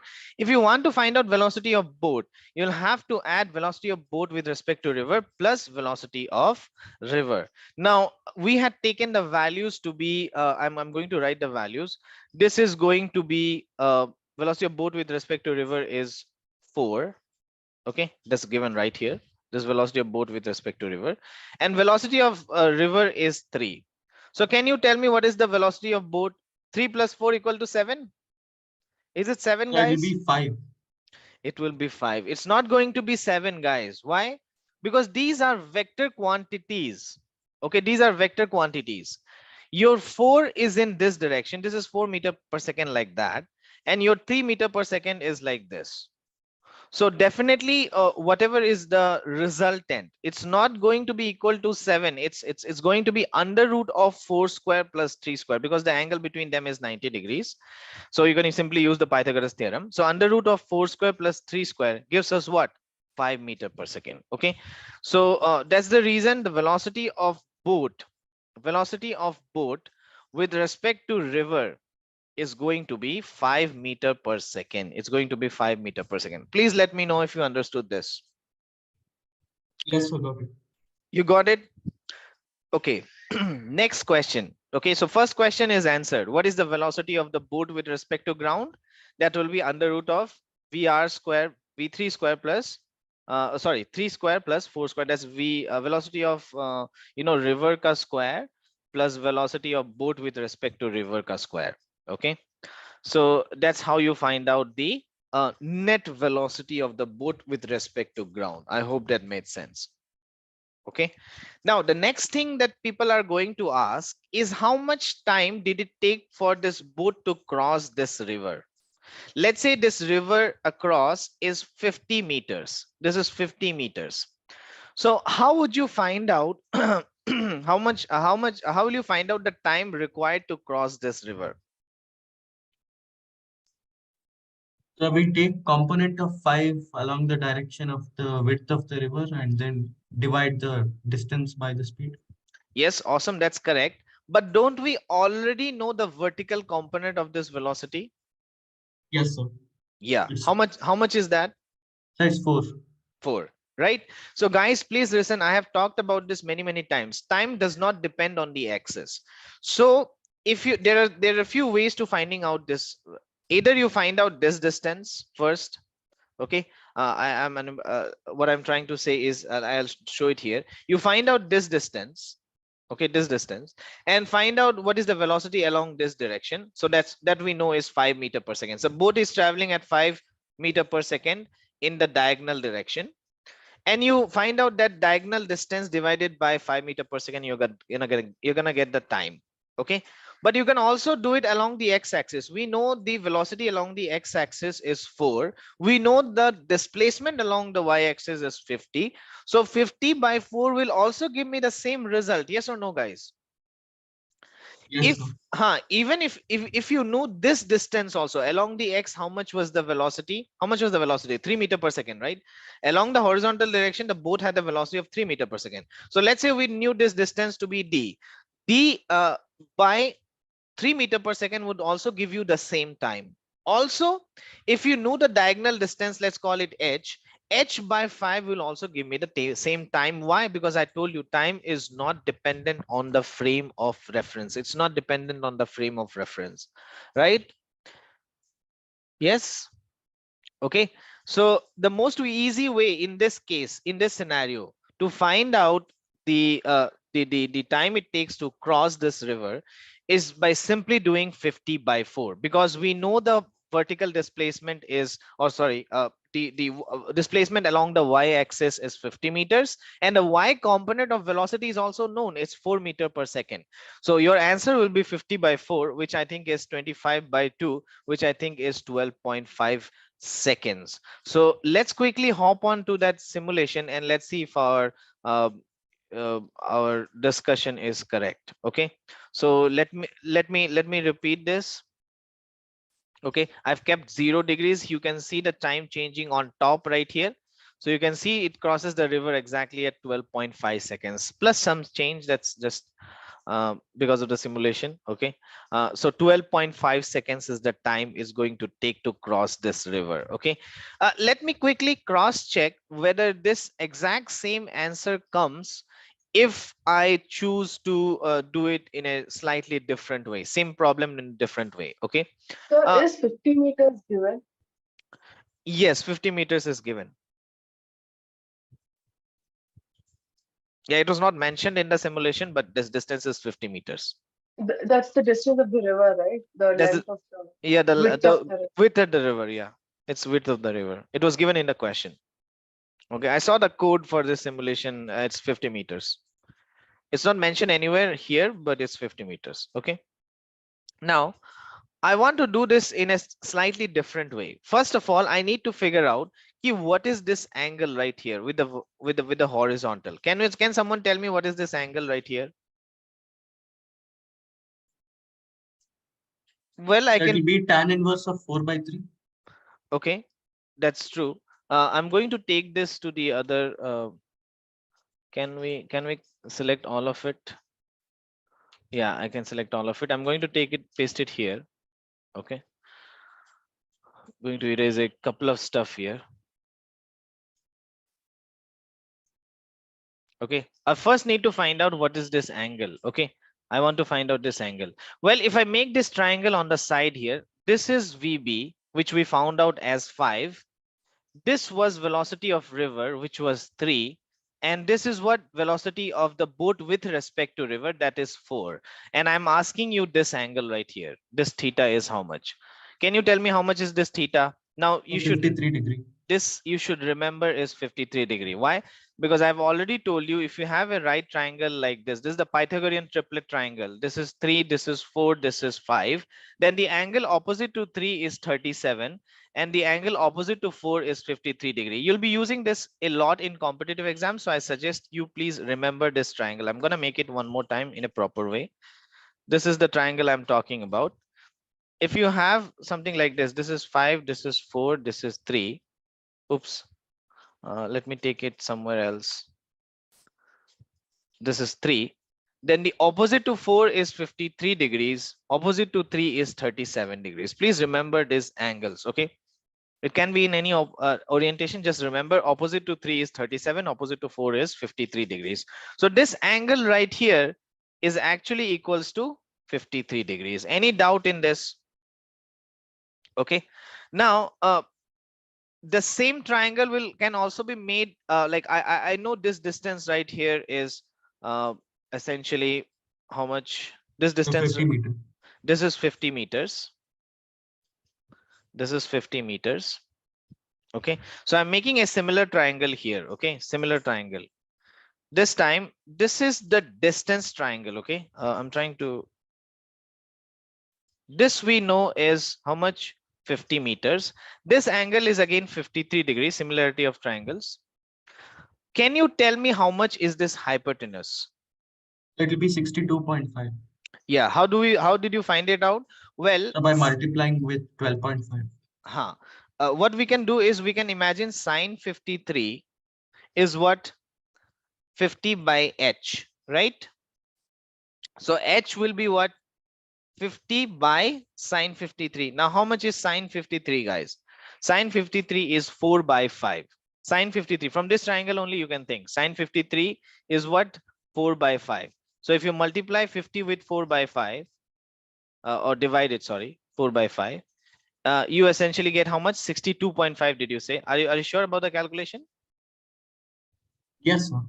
Okay. This would be nothing but 250 by 4, and that would give us 62.5. So it's like 12.5 into 5. That's it's correct. 62.5 is correct. So this gives us 62.5 meters. So along the river, along the this tangential, not tangential, sort of angle, the direction, it covered a distance of 62.5 meters, right? So again, with a different method, if I wanted to find out the time, along the diagonal, the speed was 5 meter per second and the distance was 62.5. Please figure out how much was the time. Well, it will come to be 12.5 seconds at the exact same time. This is what I was talking about. It doesn't depend on the reference frame. It doesn't depend on the reference frame. It just depends on whether you are taking the direction of velocity and the displacement, like essentially in the same direction. If it's in the same direction, then it works. Okay, please let me know if you have any doubt.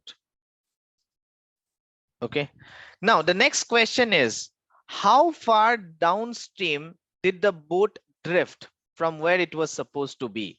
This is known as downstream drift. Okay, downstream drift. How far downstream did the boat drift from where it was supposed to be? Can someone answer? It will be 37.5 meters. Yes. How did we find it out? So the same method we used to find the hypotenuse. Yes, exactly. Okay, we know if tan 53 would be how much? Well, 50 or 50 by whatever this downward drift is, d. Okay, so that would imply d is going to be 50 by tan 53. Now check out how much is tan 53 from here. It's 4 by 3. So when you plug in the value 4 by 3, that gives us what? 150 by 4. That is essentially something close to 37 point. How much did you say? 4 3s are 12. 4 sevens are It'll 28. be 37.5. 37.5 meters. Okay, so from here we get the downward drift as 37.5 meters. There's one more way to find out the downward drift. You know how? I know the time of travel from the discussion already, that the time of travel is how much? It's 12.5 seconds, right? I know that the horizontal velocity is how much? Horizontal velocity is how much? Well, 3 meters per second. Okay, how do I find out the horizontal drift? Well, velocity into time. So that's 12.5 into 3, right? So that gives us what? 37.5 meters as well.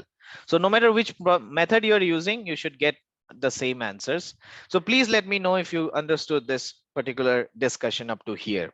If you did, I'm going to give you a question. Yes, I understood.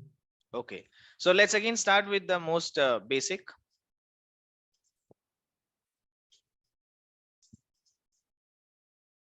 Okay, so I have a question from NCRT. So I'm gonna give you the question from NCRT first, and then we'll give you a little bit difficult questions.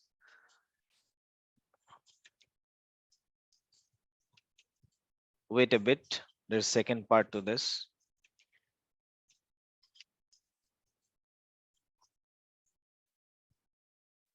Yeah, there you go. Try to find out.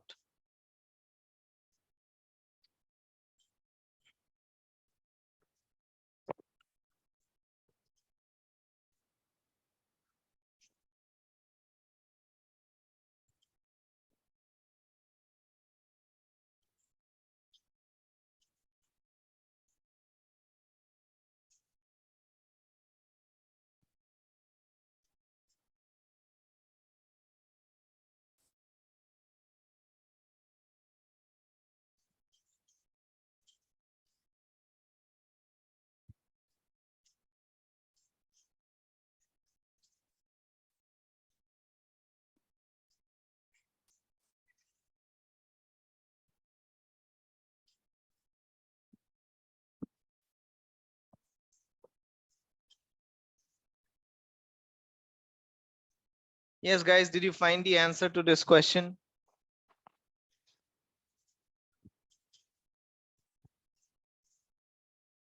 Time taken is equal to 15 minutes. Well, I think that is correct. How far down the river does he go when he reaches the other bank? They're asking us how much is the downward drift.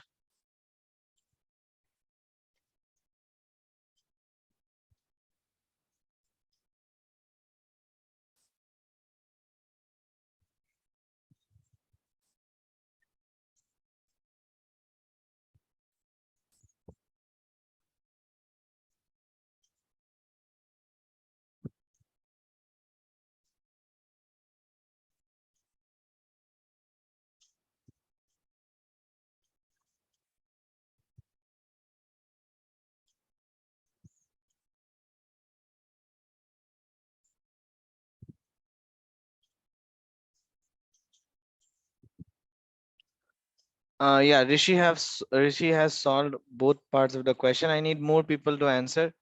Guys, Janvi, Ishani, Purva, you guys are not participating. Ritika is also not participating. Ritu is not participating. Guys, tell me what you think the answer is.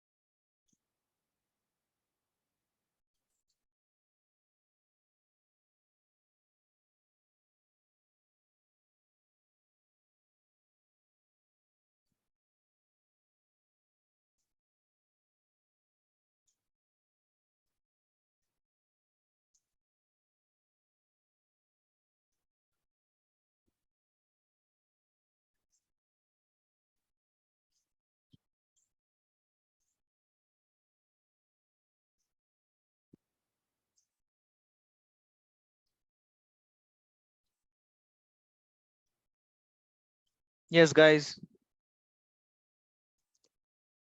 Yes, sir, you can solve it. Excuse me. Yeah, no, people are saying they're trying. Going to give you 2 more minutes before solving this.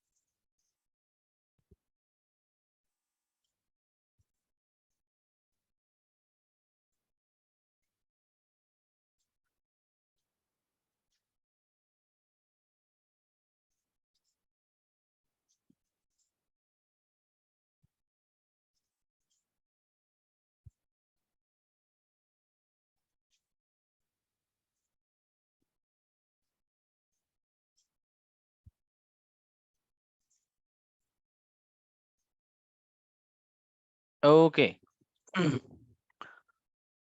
Okay, let me explain this question. A man can swim at 4 km per hour in still water. Guys, please don't get confused. This is not the velocity of the man with respect to ground, even though it says still water. If he's able to travel at like swim at the speed of 4 km per hour in still water, he'll still be able to travel on the river with 4 km per hour. Okay, so that's the velocity of man with respect to river, which is given to us as 4 km per hour. Okay, and velocity of river is given to us as 3 km per hour. So if I make the diagram here, so this is the river and this, let's say, is the man. Okay, so the man has 4 km per hour in the vertical direction. Not, I should not say vertical, I'd rather say across the river. And in this direction he has 3 km per hour because of the river. So if you want to find out what from the ground perspective, how much is the velocity of the man with respect to ground, you'll have to essentially do under root of 3 square plus 4 square, which is 5 km per hour. But that's irrelevant, that was not asked in the question. What was given to us is that this distance right here is 1 km, right? So I have the vertical displacement. Again, I say vertical, but I mean in the along the y-axis. If I consider this to be y-axis, I consider this to be x-axis. I hope you understand why I'm reluctant to say vertical. The Yes, river sir. is in horizontal plane. You don't swim like upwards. So when I say vertical, it gives a sense that the person is swimming towards heaven. It's not. Okay. Uh, that's why I've given y and x-axis. Now it's easy. So along the y-axis, we have the displacement of 1 km, and we have the velocity of 4 km per hour, right? So that would mean time would be simply d by v. So that's 1 divided by 4 hour, because again, remember, this is in hours. 1 by 4 hours is nothing but 15 minutes. So this is the time taken for the river or the person to cross this river. Now if I want to talk about the downstream drift happens along the x-axis, right? So along the x-axis, we know the velocity already. The velocity, to find this out, downward drift, I just have to do velocity into time is same for both x and y axis. It's 1 by 4. Velocity, by the way, is 3 km per hour, right? And the time is 1/4 of an hour. So if you do that, it comes out to be 3 by 4 of an kilometer. 3/4 of a kilometer is nothing but 750 meters. Okay, so this is how you do this question. It's pretty easy. Okay, I hope you understood what is going on here. Okay, if you have any doubt, you can ask. Okay, the next part of this discussion, which is, let's say there is a river which is going like this. Let's say, and this is the velocity of river like this. and you counter steered, you chose a direction to travel like this. Let's say this is the velocity of man with respect to river, and you want that your net velocity, the net velocity of this person, you want that person to just go vertically upwards, like directly upwards. So for that to happen, let's say this angle that you chose with the vertical is, let's say, theta. Okay, now how do we deal with vectors in random directions? I taught you a particular process that helps us, take care of velocities or any kind of vectors in random direction. How do you deal with this? Well, you take components. Do you remember?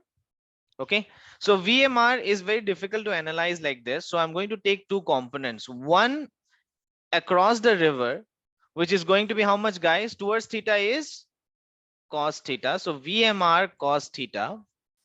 And one component of this velocity is going to be in this direction. And we will know that this value is going to be equal to VMR sine theta. Anybody has any issues with this? Please let me know. Okay, so can you guys tell me a condition? See, I want the boat to just directly go across. It should not move to the left or to the right. It should only directly go upwards. Give me a mathematical condition that can satisfy this. Now, the net velocity of the man will actually be mr, this vector plus vr. We are going to add these two vectors to get velocity of man.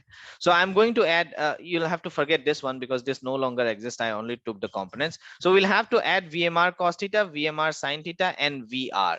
What should be the condition so that only vertical or only velocity across along the y-axis exists? Please let me know. Think on this and let me know. What should be the mathematical condition so that velocity along y-axis exists and velocity along x-axis get disappear? So should VR be equal to VMR sine theta in magnitude? Yes, that is true. See, VMR sine theta and VR are in opposite direction. If we manage the angle in such a way that VMR sine theta essentially becomes magnitude wise becomes equals to VR, then the horizontal components will cancel out, right? Or you could say, like, this is a better way of saying it. One component of the boat's velocity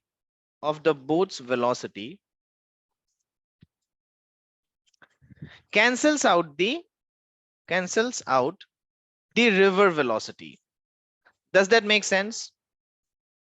Okay, now what happens is VMR sine theta becomes equals to VR, so the only remaining velocity will be VMR cos theta. Please let me know if that makes sense. Okay, so that being said, from here we can find out the angle. The angle will be how much? Velocity of river divided by velocity of man with respect to river. Okay, so let me give you a question based on this. Okay, and we'll also test it out on the simulation platform. So could you show the previous slide for a second? Again, the formula doesn't matter, dude. It's like you just have to understand, and if you understand, you'll be able to do it. Yes, sir. Got it. Got it? Yes, sir.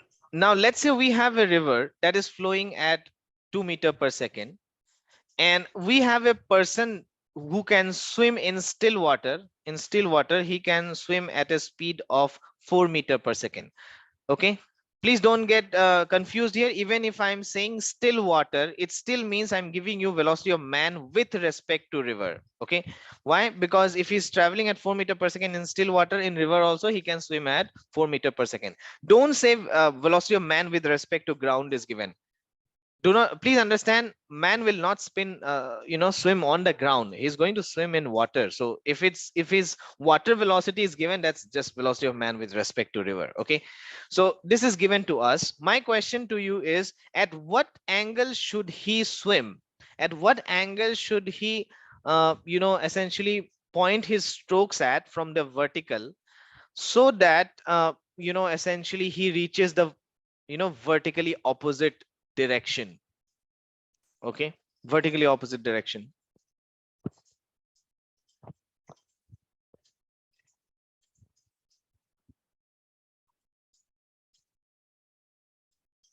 Find out, guys. At 30 degrees? Yes, that is true. Okay, how did you get 30 degrees? Again, from the basics, if we go, uh let's say this, the angle at which he is pointing his strokes be at some angle theta. So this is what, 4 meter per second, and this is how much, 2 meter per second, right? So this 4 meter per second will have two components, one along the river like this, 4 cos theta, and one along it will be along the river, 4 sin theta, and one will be across the river, which will be 4 cos theta. Any issues with this? I took the theta, towards theta is cos theta, away from theta is sin theta. Now if you want the guy to only go in the vertical direction, the horizontal components need to cancel out. So that means from this concept you have to say ki 4 sin theta needs to be equal to 2. So from here sin theta needs to be equal to half. So that means the angle that he has to travel in needs to be 30 degrees. It needs to be 30 degrees. Okay, now in this same scenario, if I ask you, okay, let's say this is 50 meters right here, how much will be the time taken to cover this, or to cross this river? How will you find out? Well, I know the boat's velocity in the vertical direction, not vertical, y direction. Why do I keep saying vertical? Along the y axis. Along the y axis is how much, guys? It's 4 cos theta, right? So that's Yes, sir. how, It'll be 2 root 3.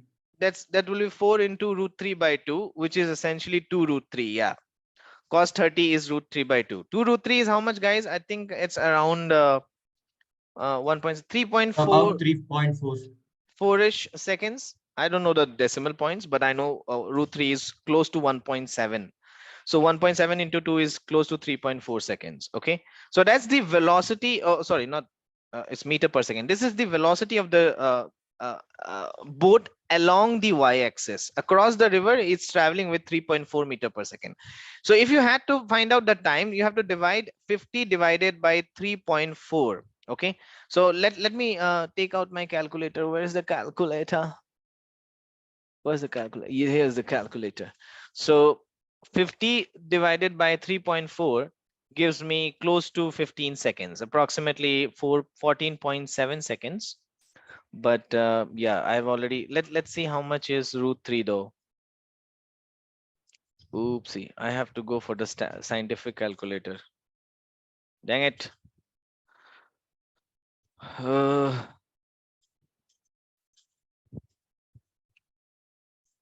Root 3 is 1.732. Okay, so 1.732. I'm trying to find out the exact answer because we'll be putting all of this in the simulation. Okay, so 2 into 1.732 gives me 3.464. 1 by this is this, into 50 gives me 14.43. Okay, so if I put it in the calculator, I'm actually getting this 14.43. Okay, so let's see if our calculations is close to the simulation. So I hope you have noticed all of this. This time is greater than 12.5 second, if you understand. Yeah, obviously the data is also different, so we can't make a judgment based on that. But yeah, I'm going to switch my screen and let's see what the simulation says. Okay, so I hope you can see my see the simulation, right? Yes, sir. Okay, so we want what was the velocity of river? Where it was 2. Velocity of river was 2. Velocity of boat was 4. Now we found out the angle to be how much, guys? 30 degrees, right? So I'm going to point this Yes, at sir. 30 degrees. So if our calculations are right, then this boat should reach the other side. Oh my god, I'll just type in. Okay, if our calculations is right, this boat should reach the direct opposite side, and it should reach it at 14.4 seconds. So let's see whether both our calculations are correct. Okay, so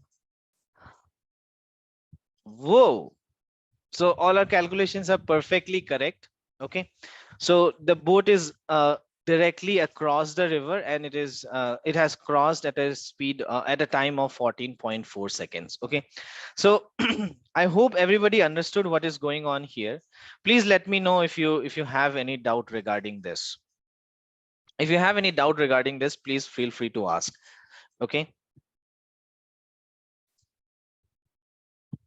no doubts. Okay, the last thing about this I wanted to talk about is the literature they use to represent these two cases. We have studied two cases, right? One case is when the boat directly tries to go across, but it ends up going that way. Okay, please understand, in this what is happening is the boat is applying all its efforts, like whatever the speed of the boat was, 4 km per hour, it was applying directly across to cross the river. So it's gonna cross the river in the least time possible. Least time. Okay, why? Because this was 50 meters, this was 50 meters, and if the boat was capable of moving at 4 km per hour, so it applied all that 4 km per hour velocity across the river itself, so that the time is going to be minimum. Because if he tries to counter steer, you have to understand, if he tries to counter steer, the velocity with which it crosses the width of the river will become less, because 4 cos theta is always going to be lesser than 4, right? So the maximum or the minimum time possible to cross this river is when he puts his strokes perpendicular to the river flow, or when the boat is directly aiming at the opposite side. If it's aiming at the opposite side, it's going to take least amount of time. But there's a catch. What is the catch? The catch is that there is going to be some downward drift. You are minimizing the time to cross, but it is resulting in essentially a downward drift, which you have to later walk. Okay, if you want to reach here, you have to go from here to here using a boat, and then after that you have to walk.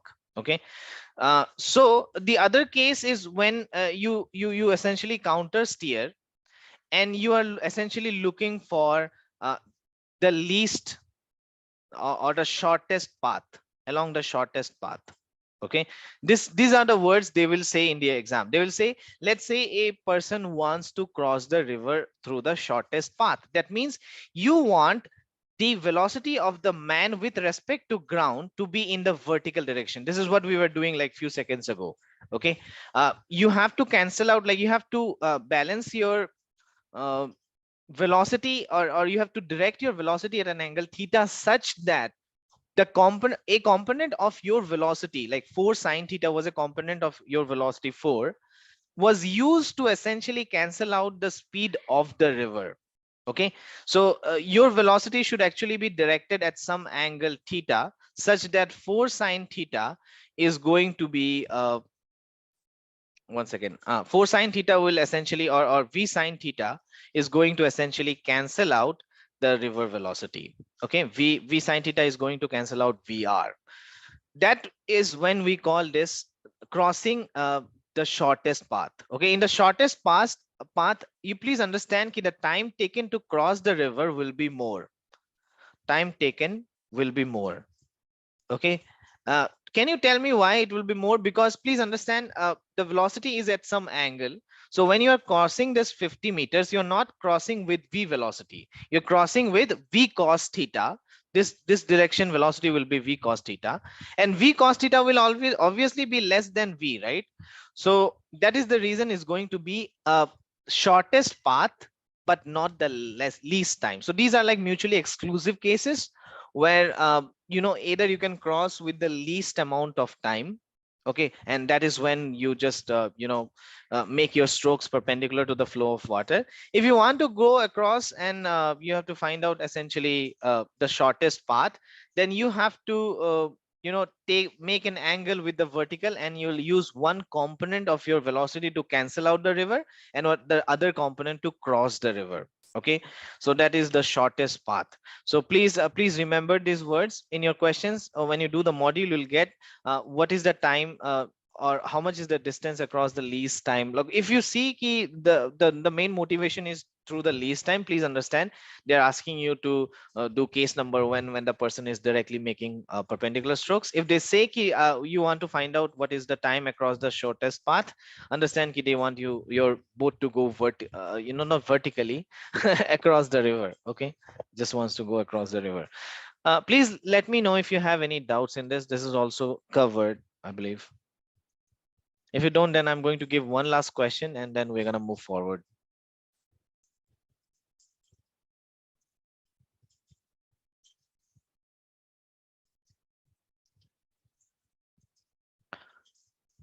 Okay, assuming ki all of you understood what is going on, let me find a question from the module itself, where people were asking me doubts. Okay, and then we can go.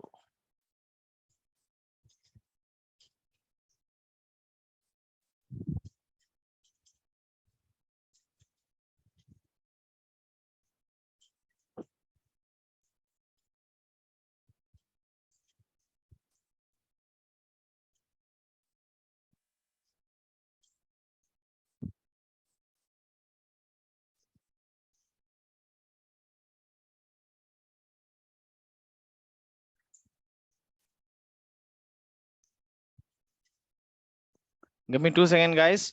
Just go through the notes. Let me know if you have any doubts regarding this. I'm finding a question from this particular concept for that you can understand.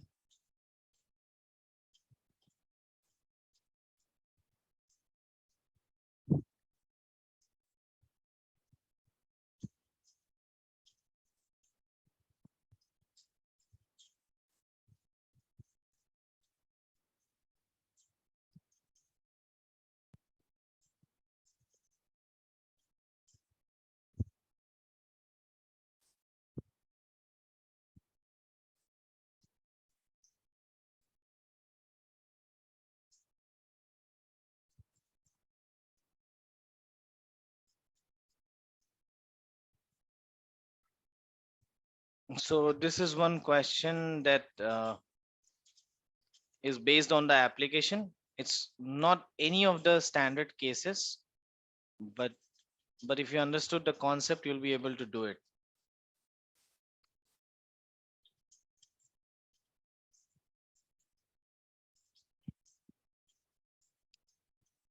Okay. Ignore the what can I say? The options here. We don't need no options.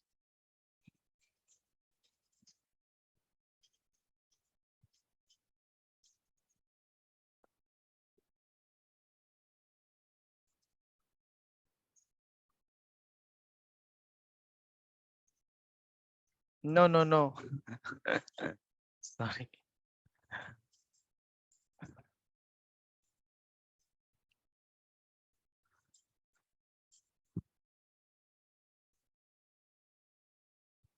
I hope it's visible to all.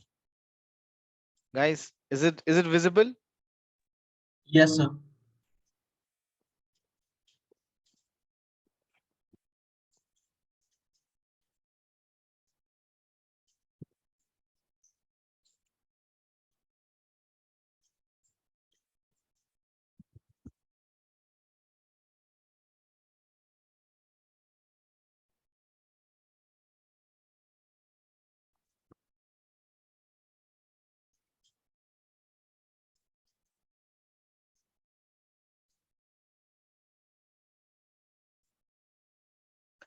Remember, one thing is not going to depend on the choice of axis.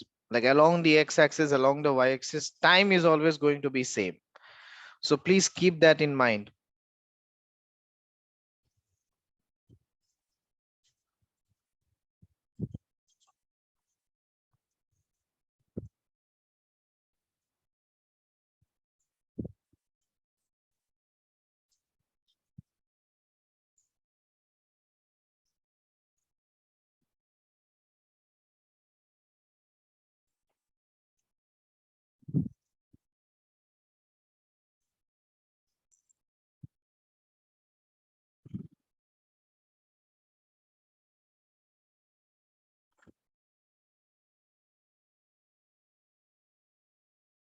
Anybody got the answer?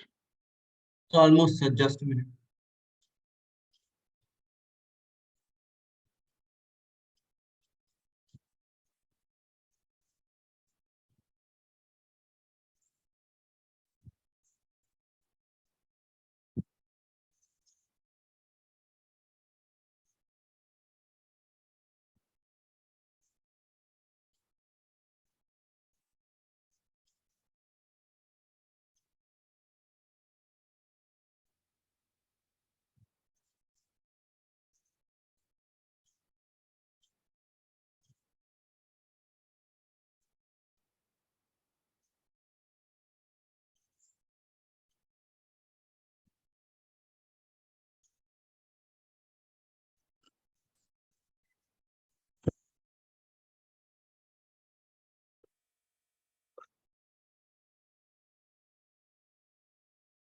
Yes, ladies and gentlemen, give me the answer to this.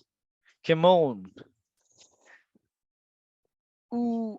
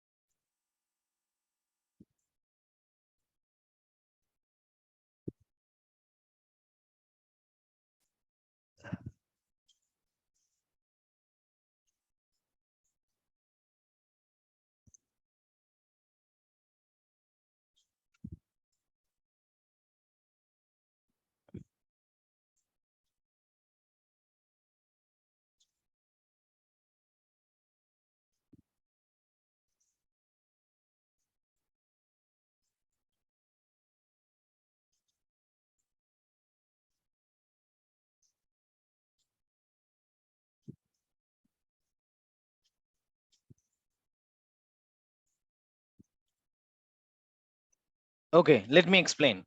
It's too long you're taking.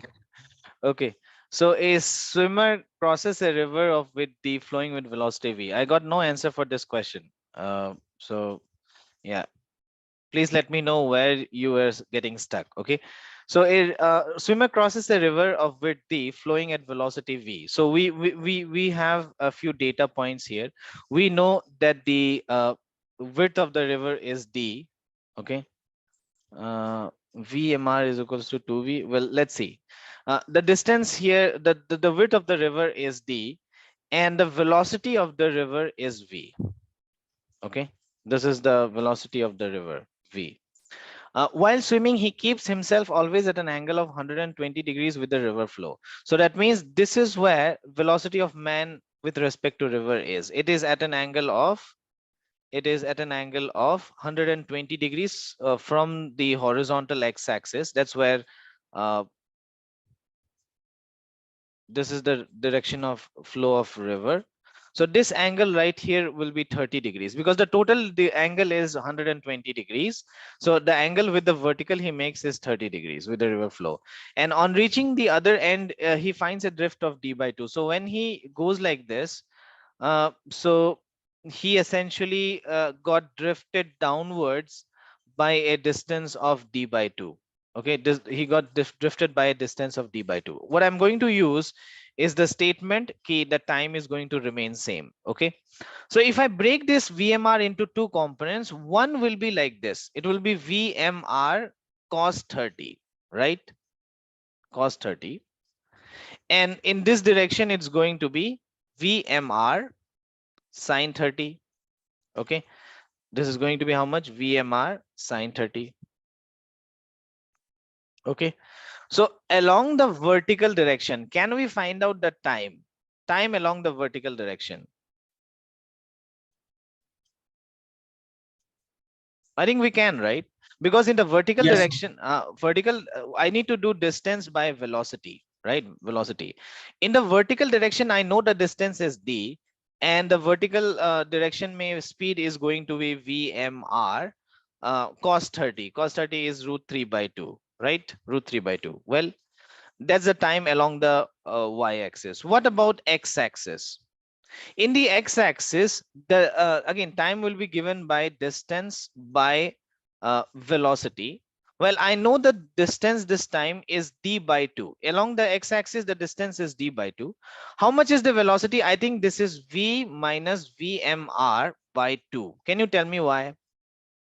So because we have to subtract it because they're in the opposite directions. Yes, I know there is a drift in the horizontal direction. So that means v in the horizontal direction has to be greater than vmr sine 30.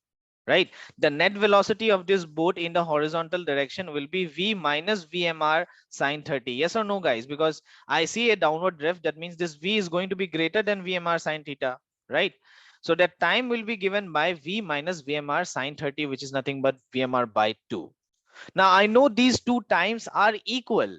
So that means d divided by, so if I take both the times as equal, so I'll say ki d by vmr root 3 by 2 is actually equals to what? D by 2 into v minus vmr by 2. Okay, so if I try to simplify this, I think the d's will get cancelled out, and you will get an equation something like this. Okay, 2 times of vmr root 3 by 2 is equals to v minus vmr by 2. Okay, so I think this 2 and 2 cancels out, and you have vmr, and in brackets root 3 plus half. Why root 3 plus half? This term goes there, is equals to v. So vmr is going to be v divided by root 3 plus 1 by 2 brackets. Now if I simplify this, I think this becomes 2v divided by 2 root 3 plus 1. Okay, so this is going to be the velocity of man with respect to river. If you have any doubt, feel free to ask. Feel free to ask. Sir, I didn't understand why it's V minus VMR by 2. See, we have discussed ki VMR is what? Velocity of man with minus velocity of river. Yes. So that means velocity of man, the actual velocity of man will be velocity of man with respect to river plus velocity of river. Yes or no? Tell me you understand this. This we have been Yes, discussing sir. from the beginning. Okay. Now Yeah. from this logic, to find out the actual velocity of man along the ground, you have to add these three components. Yes or no? I'm removing the VMR because you have broken it into two components, this, and this, right? These are the three components that you need to add in order to get the net velocity of the person. Yes or no? So, no, I didn't get it. Okay. You just agreed with me when I said ki velocity of man will be equal to velocity of man with respect to river plus velocity of river. You agreed with me. Now I'm saying ki VMR is now broken into three components, 1, 2, and then there's Oh, V. Okay. So what I'm yes, sir. saying is, if I want to find VM, then I need to add this component, and this component together. Yes or no? Yes, sir. Okay, so if I did add it, how will I write it? Well, I will write something like this, because this is an x, this, let's say this is x-axis. Okay, this is x-axis. So how will I write this? I'll write v minus vmr by 2 I cap plus vmr cos 30 j cap. Do you agree with me? Yes, sir. Okay, so what will be the horizontal velocity component? Okay. Yes, sir. Got it. Okay, please understand v minus vmr by 2 is what is responsible for this horizontal drift of d by 2. Is that clear? Yes, sir. vmr cos 30 degree is in vertical direction, so it's responsible for crossing this d distance along the vertical direction, along the y-axis. Along the y-axis, the distance is d and the velocity is vmr cos 30. But along the x-axis, the velocity is v minus vmr sine 30 and the distance traveled is d by 2. In this same question, answer me this if you understood. In this same question, if he said opposite, like here they are saying direction of, it is in the direction of flow of river. If it says in the opposite direction of flow of river, what would you have taken as the horizontal direction ka velocity? That it's V plus VMR sine 30 No, I would take vmr sine theta is equal to V. minus v as the net velocity. Uh, Because understand, if I want my boat to go in this direction, right, then that means vmr sine 30 will be greater than v. Yes. yes, Yes. sir.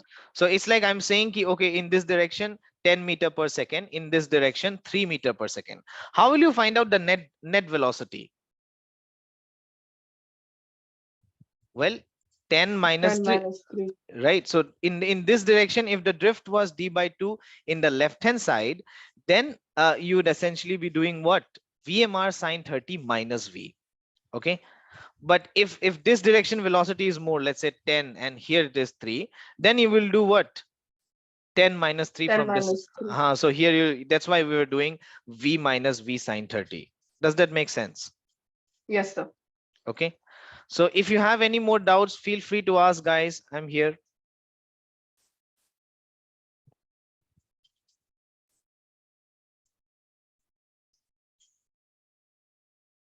Okay, that marks the end of kinematics chapter. Okay, there's a lot of questions in your modules. There's a lot of questions, past year questions that have come in kinematics. I want you to pick some questions, do them, and send it to me via DM if you find some difficult questions. Okay, I'd like to take them up in the next class. Okay, so Yes, sir. first 1 hour of next class, whichever day it is on, we are going to invest in problem solving. So because it's not just about, you know, learning the theory that you can do from video also, like just take up some video from the internet. You can just find out some good lecturers. Not that I'm not a good lecturer. I'm okay lecturer, but you can definitely find someone like people like Sal Khan are really good for theory. But what this makes us, how this is different is that I am available for doubt clearing, and I can clear your doubts, whichever portions you are stuck in. So I need you to utilize that. So for next class, I need you to DM me your doubts. Okay, so whatever your doubts are, I'm going to treat them as questions for the next class. Okay, so next class 1 hour, I'm going to invest in problem solving. And I need you to help me find those questions. See, I can pick up random 10 questions and I do them in the board, but that would not help you entirely. It has to be something that you have worked on yourself. That way the learning effectiveness is much higher. Why am I doing this? Yeah. Okay, so please don't sit idle next week. Please do as many kinematics questions as you can, starting from vectors and scalars, and then you do some projectile based question, do some relative velocity based questions, and whichever questions you are unable to do from the module or from wherever past year questions, you send it to me. Okay, you send it to me. So what about circular motion? Yeah, please do circular motion. Oh, okay, do you mean I didn't teach it yet? Yes, sir. I didn't. Oh, okay, sorry about that. I missed circular motion. When? Why? How? Well, okay. Guys, circular motion. Sorry about that. I think how I don't know how I missed it. Dang it.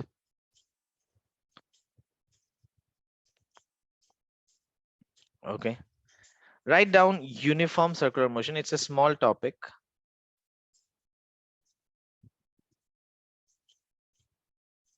We'll be talking in detail about the circular motion in rotational mechanics. Okay, here I'm just gonna give you a little bit of introduction, because more application for this will actually come when you are doing rotational mechanics. But this is very what I'm going to give you is a little bit of introduction into what circular motion essentially is. First of all, please understand there is a difference between rotation, and there's rotation, and there is circular motion. Can you tell me what is the difference? So rotation is like spinning about one axis, whereas circular motion is like revolving around a fixed point. Yeah. So let me bring in a 3D stuff. Okay, what should I bring? Well, there's a lot of options. Well, let's bring this. Oh, okay. I don't know what this is, but it looks like a thingy. So what I want to show is rotation first. Okay, so this what this thing is doing right now is essentially rotation. Okay, so it has essentially a axis about which the body was doing a rotational. So if it rotates something like this, so that's essentially rotation. Okay, now circular motion is slightly different. The same body could you could keep it somewhere like this. Okay, and how do I go top view? This is top view. Like from the top it will look like that. Okay, and you could essentially have like a center about which this body could go something like this. Do you understand? Do you understand the difference between the Yes. two? So this essentially is a circular motion, whereas what I was showing here, like this would be a rotation about its own axis. So first of all, please understand the difference between the two. Okay, so I made it slightly smaller. So again, let's make it turn, and also let's make it turn about its something like this. If no, not down, clockwise, like this. So this is essentially a rotational motion. But should you take this big apple sort of thing and make it go around this point, then that's a circular motion. I hope you understood what the difference between the two are. Okay, so right now we're talking about uniform circular motion. So what exactly is circular motion? We have already discussed, but one thing you didn't understand is the word uniform. What does uniform mean, guys? What does it mean? So the velocity is uniform. So the speed, I mean, not velocity. Okay, so that's The absolutely. change in angle with respect to time is equal. Okay, so that's a very you went very technical there, dude. Okay, so but yeah, whatever you said is absolutely correct. So if you have a body and it's rotating, like at this instant its velocity, its speed, let's say, is 5 meter per second. Here also, let's say the speed is 5 meter per second, and here also it's like 5 meter per second. Okay, so here is also the speed is 5 meter per second. So this kind of a circular motion is something that we'll call a uniform circular motion, because the speed is not changing. Okay, speed is not changing, uniform circular motion. So speed is constant in this. Speed is constant. Okay, now if speed is constant, guys, will this have an acceleration? That's the question. If the speed is constant, if it's not changing, does it mean it will have an acceleration? So it will have an acceleration. It will have an acceleration. Why? So Why the does? direction is changing. Yes. Please understand, velocity is not just, see, magnitude of velocity is not changing here, but every time it's changing its direction. So I cannot say this is V1 and this is also V1. You'll have to designate it as V2. Why? Okay, I can say magnitude of V1 is equals to magnitude of V2, right?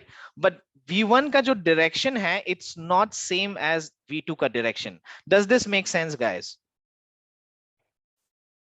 Okay, so even though a circle is doing a uniform circular motion, its velocity is constantly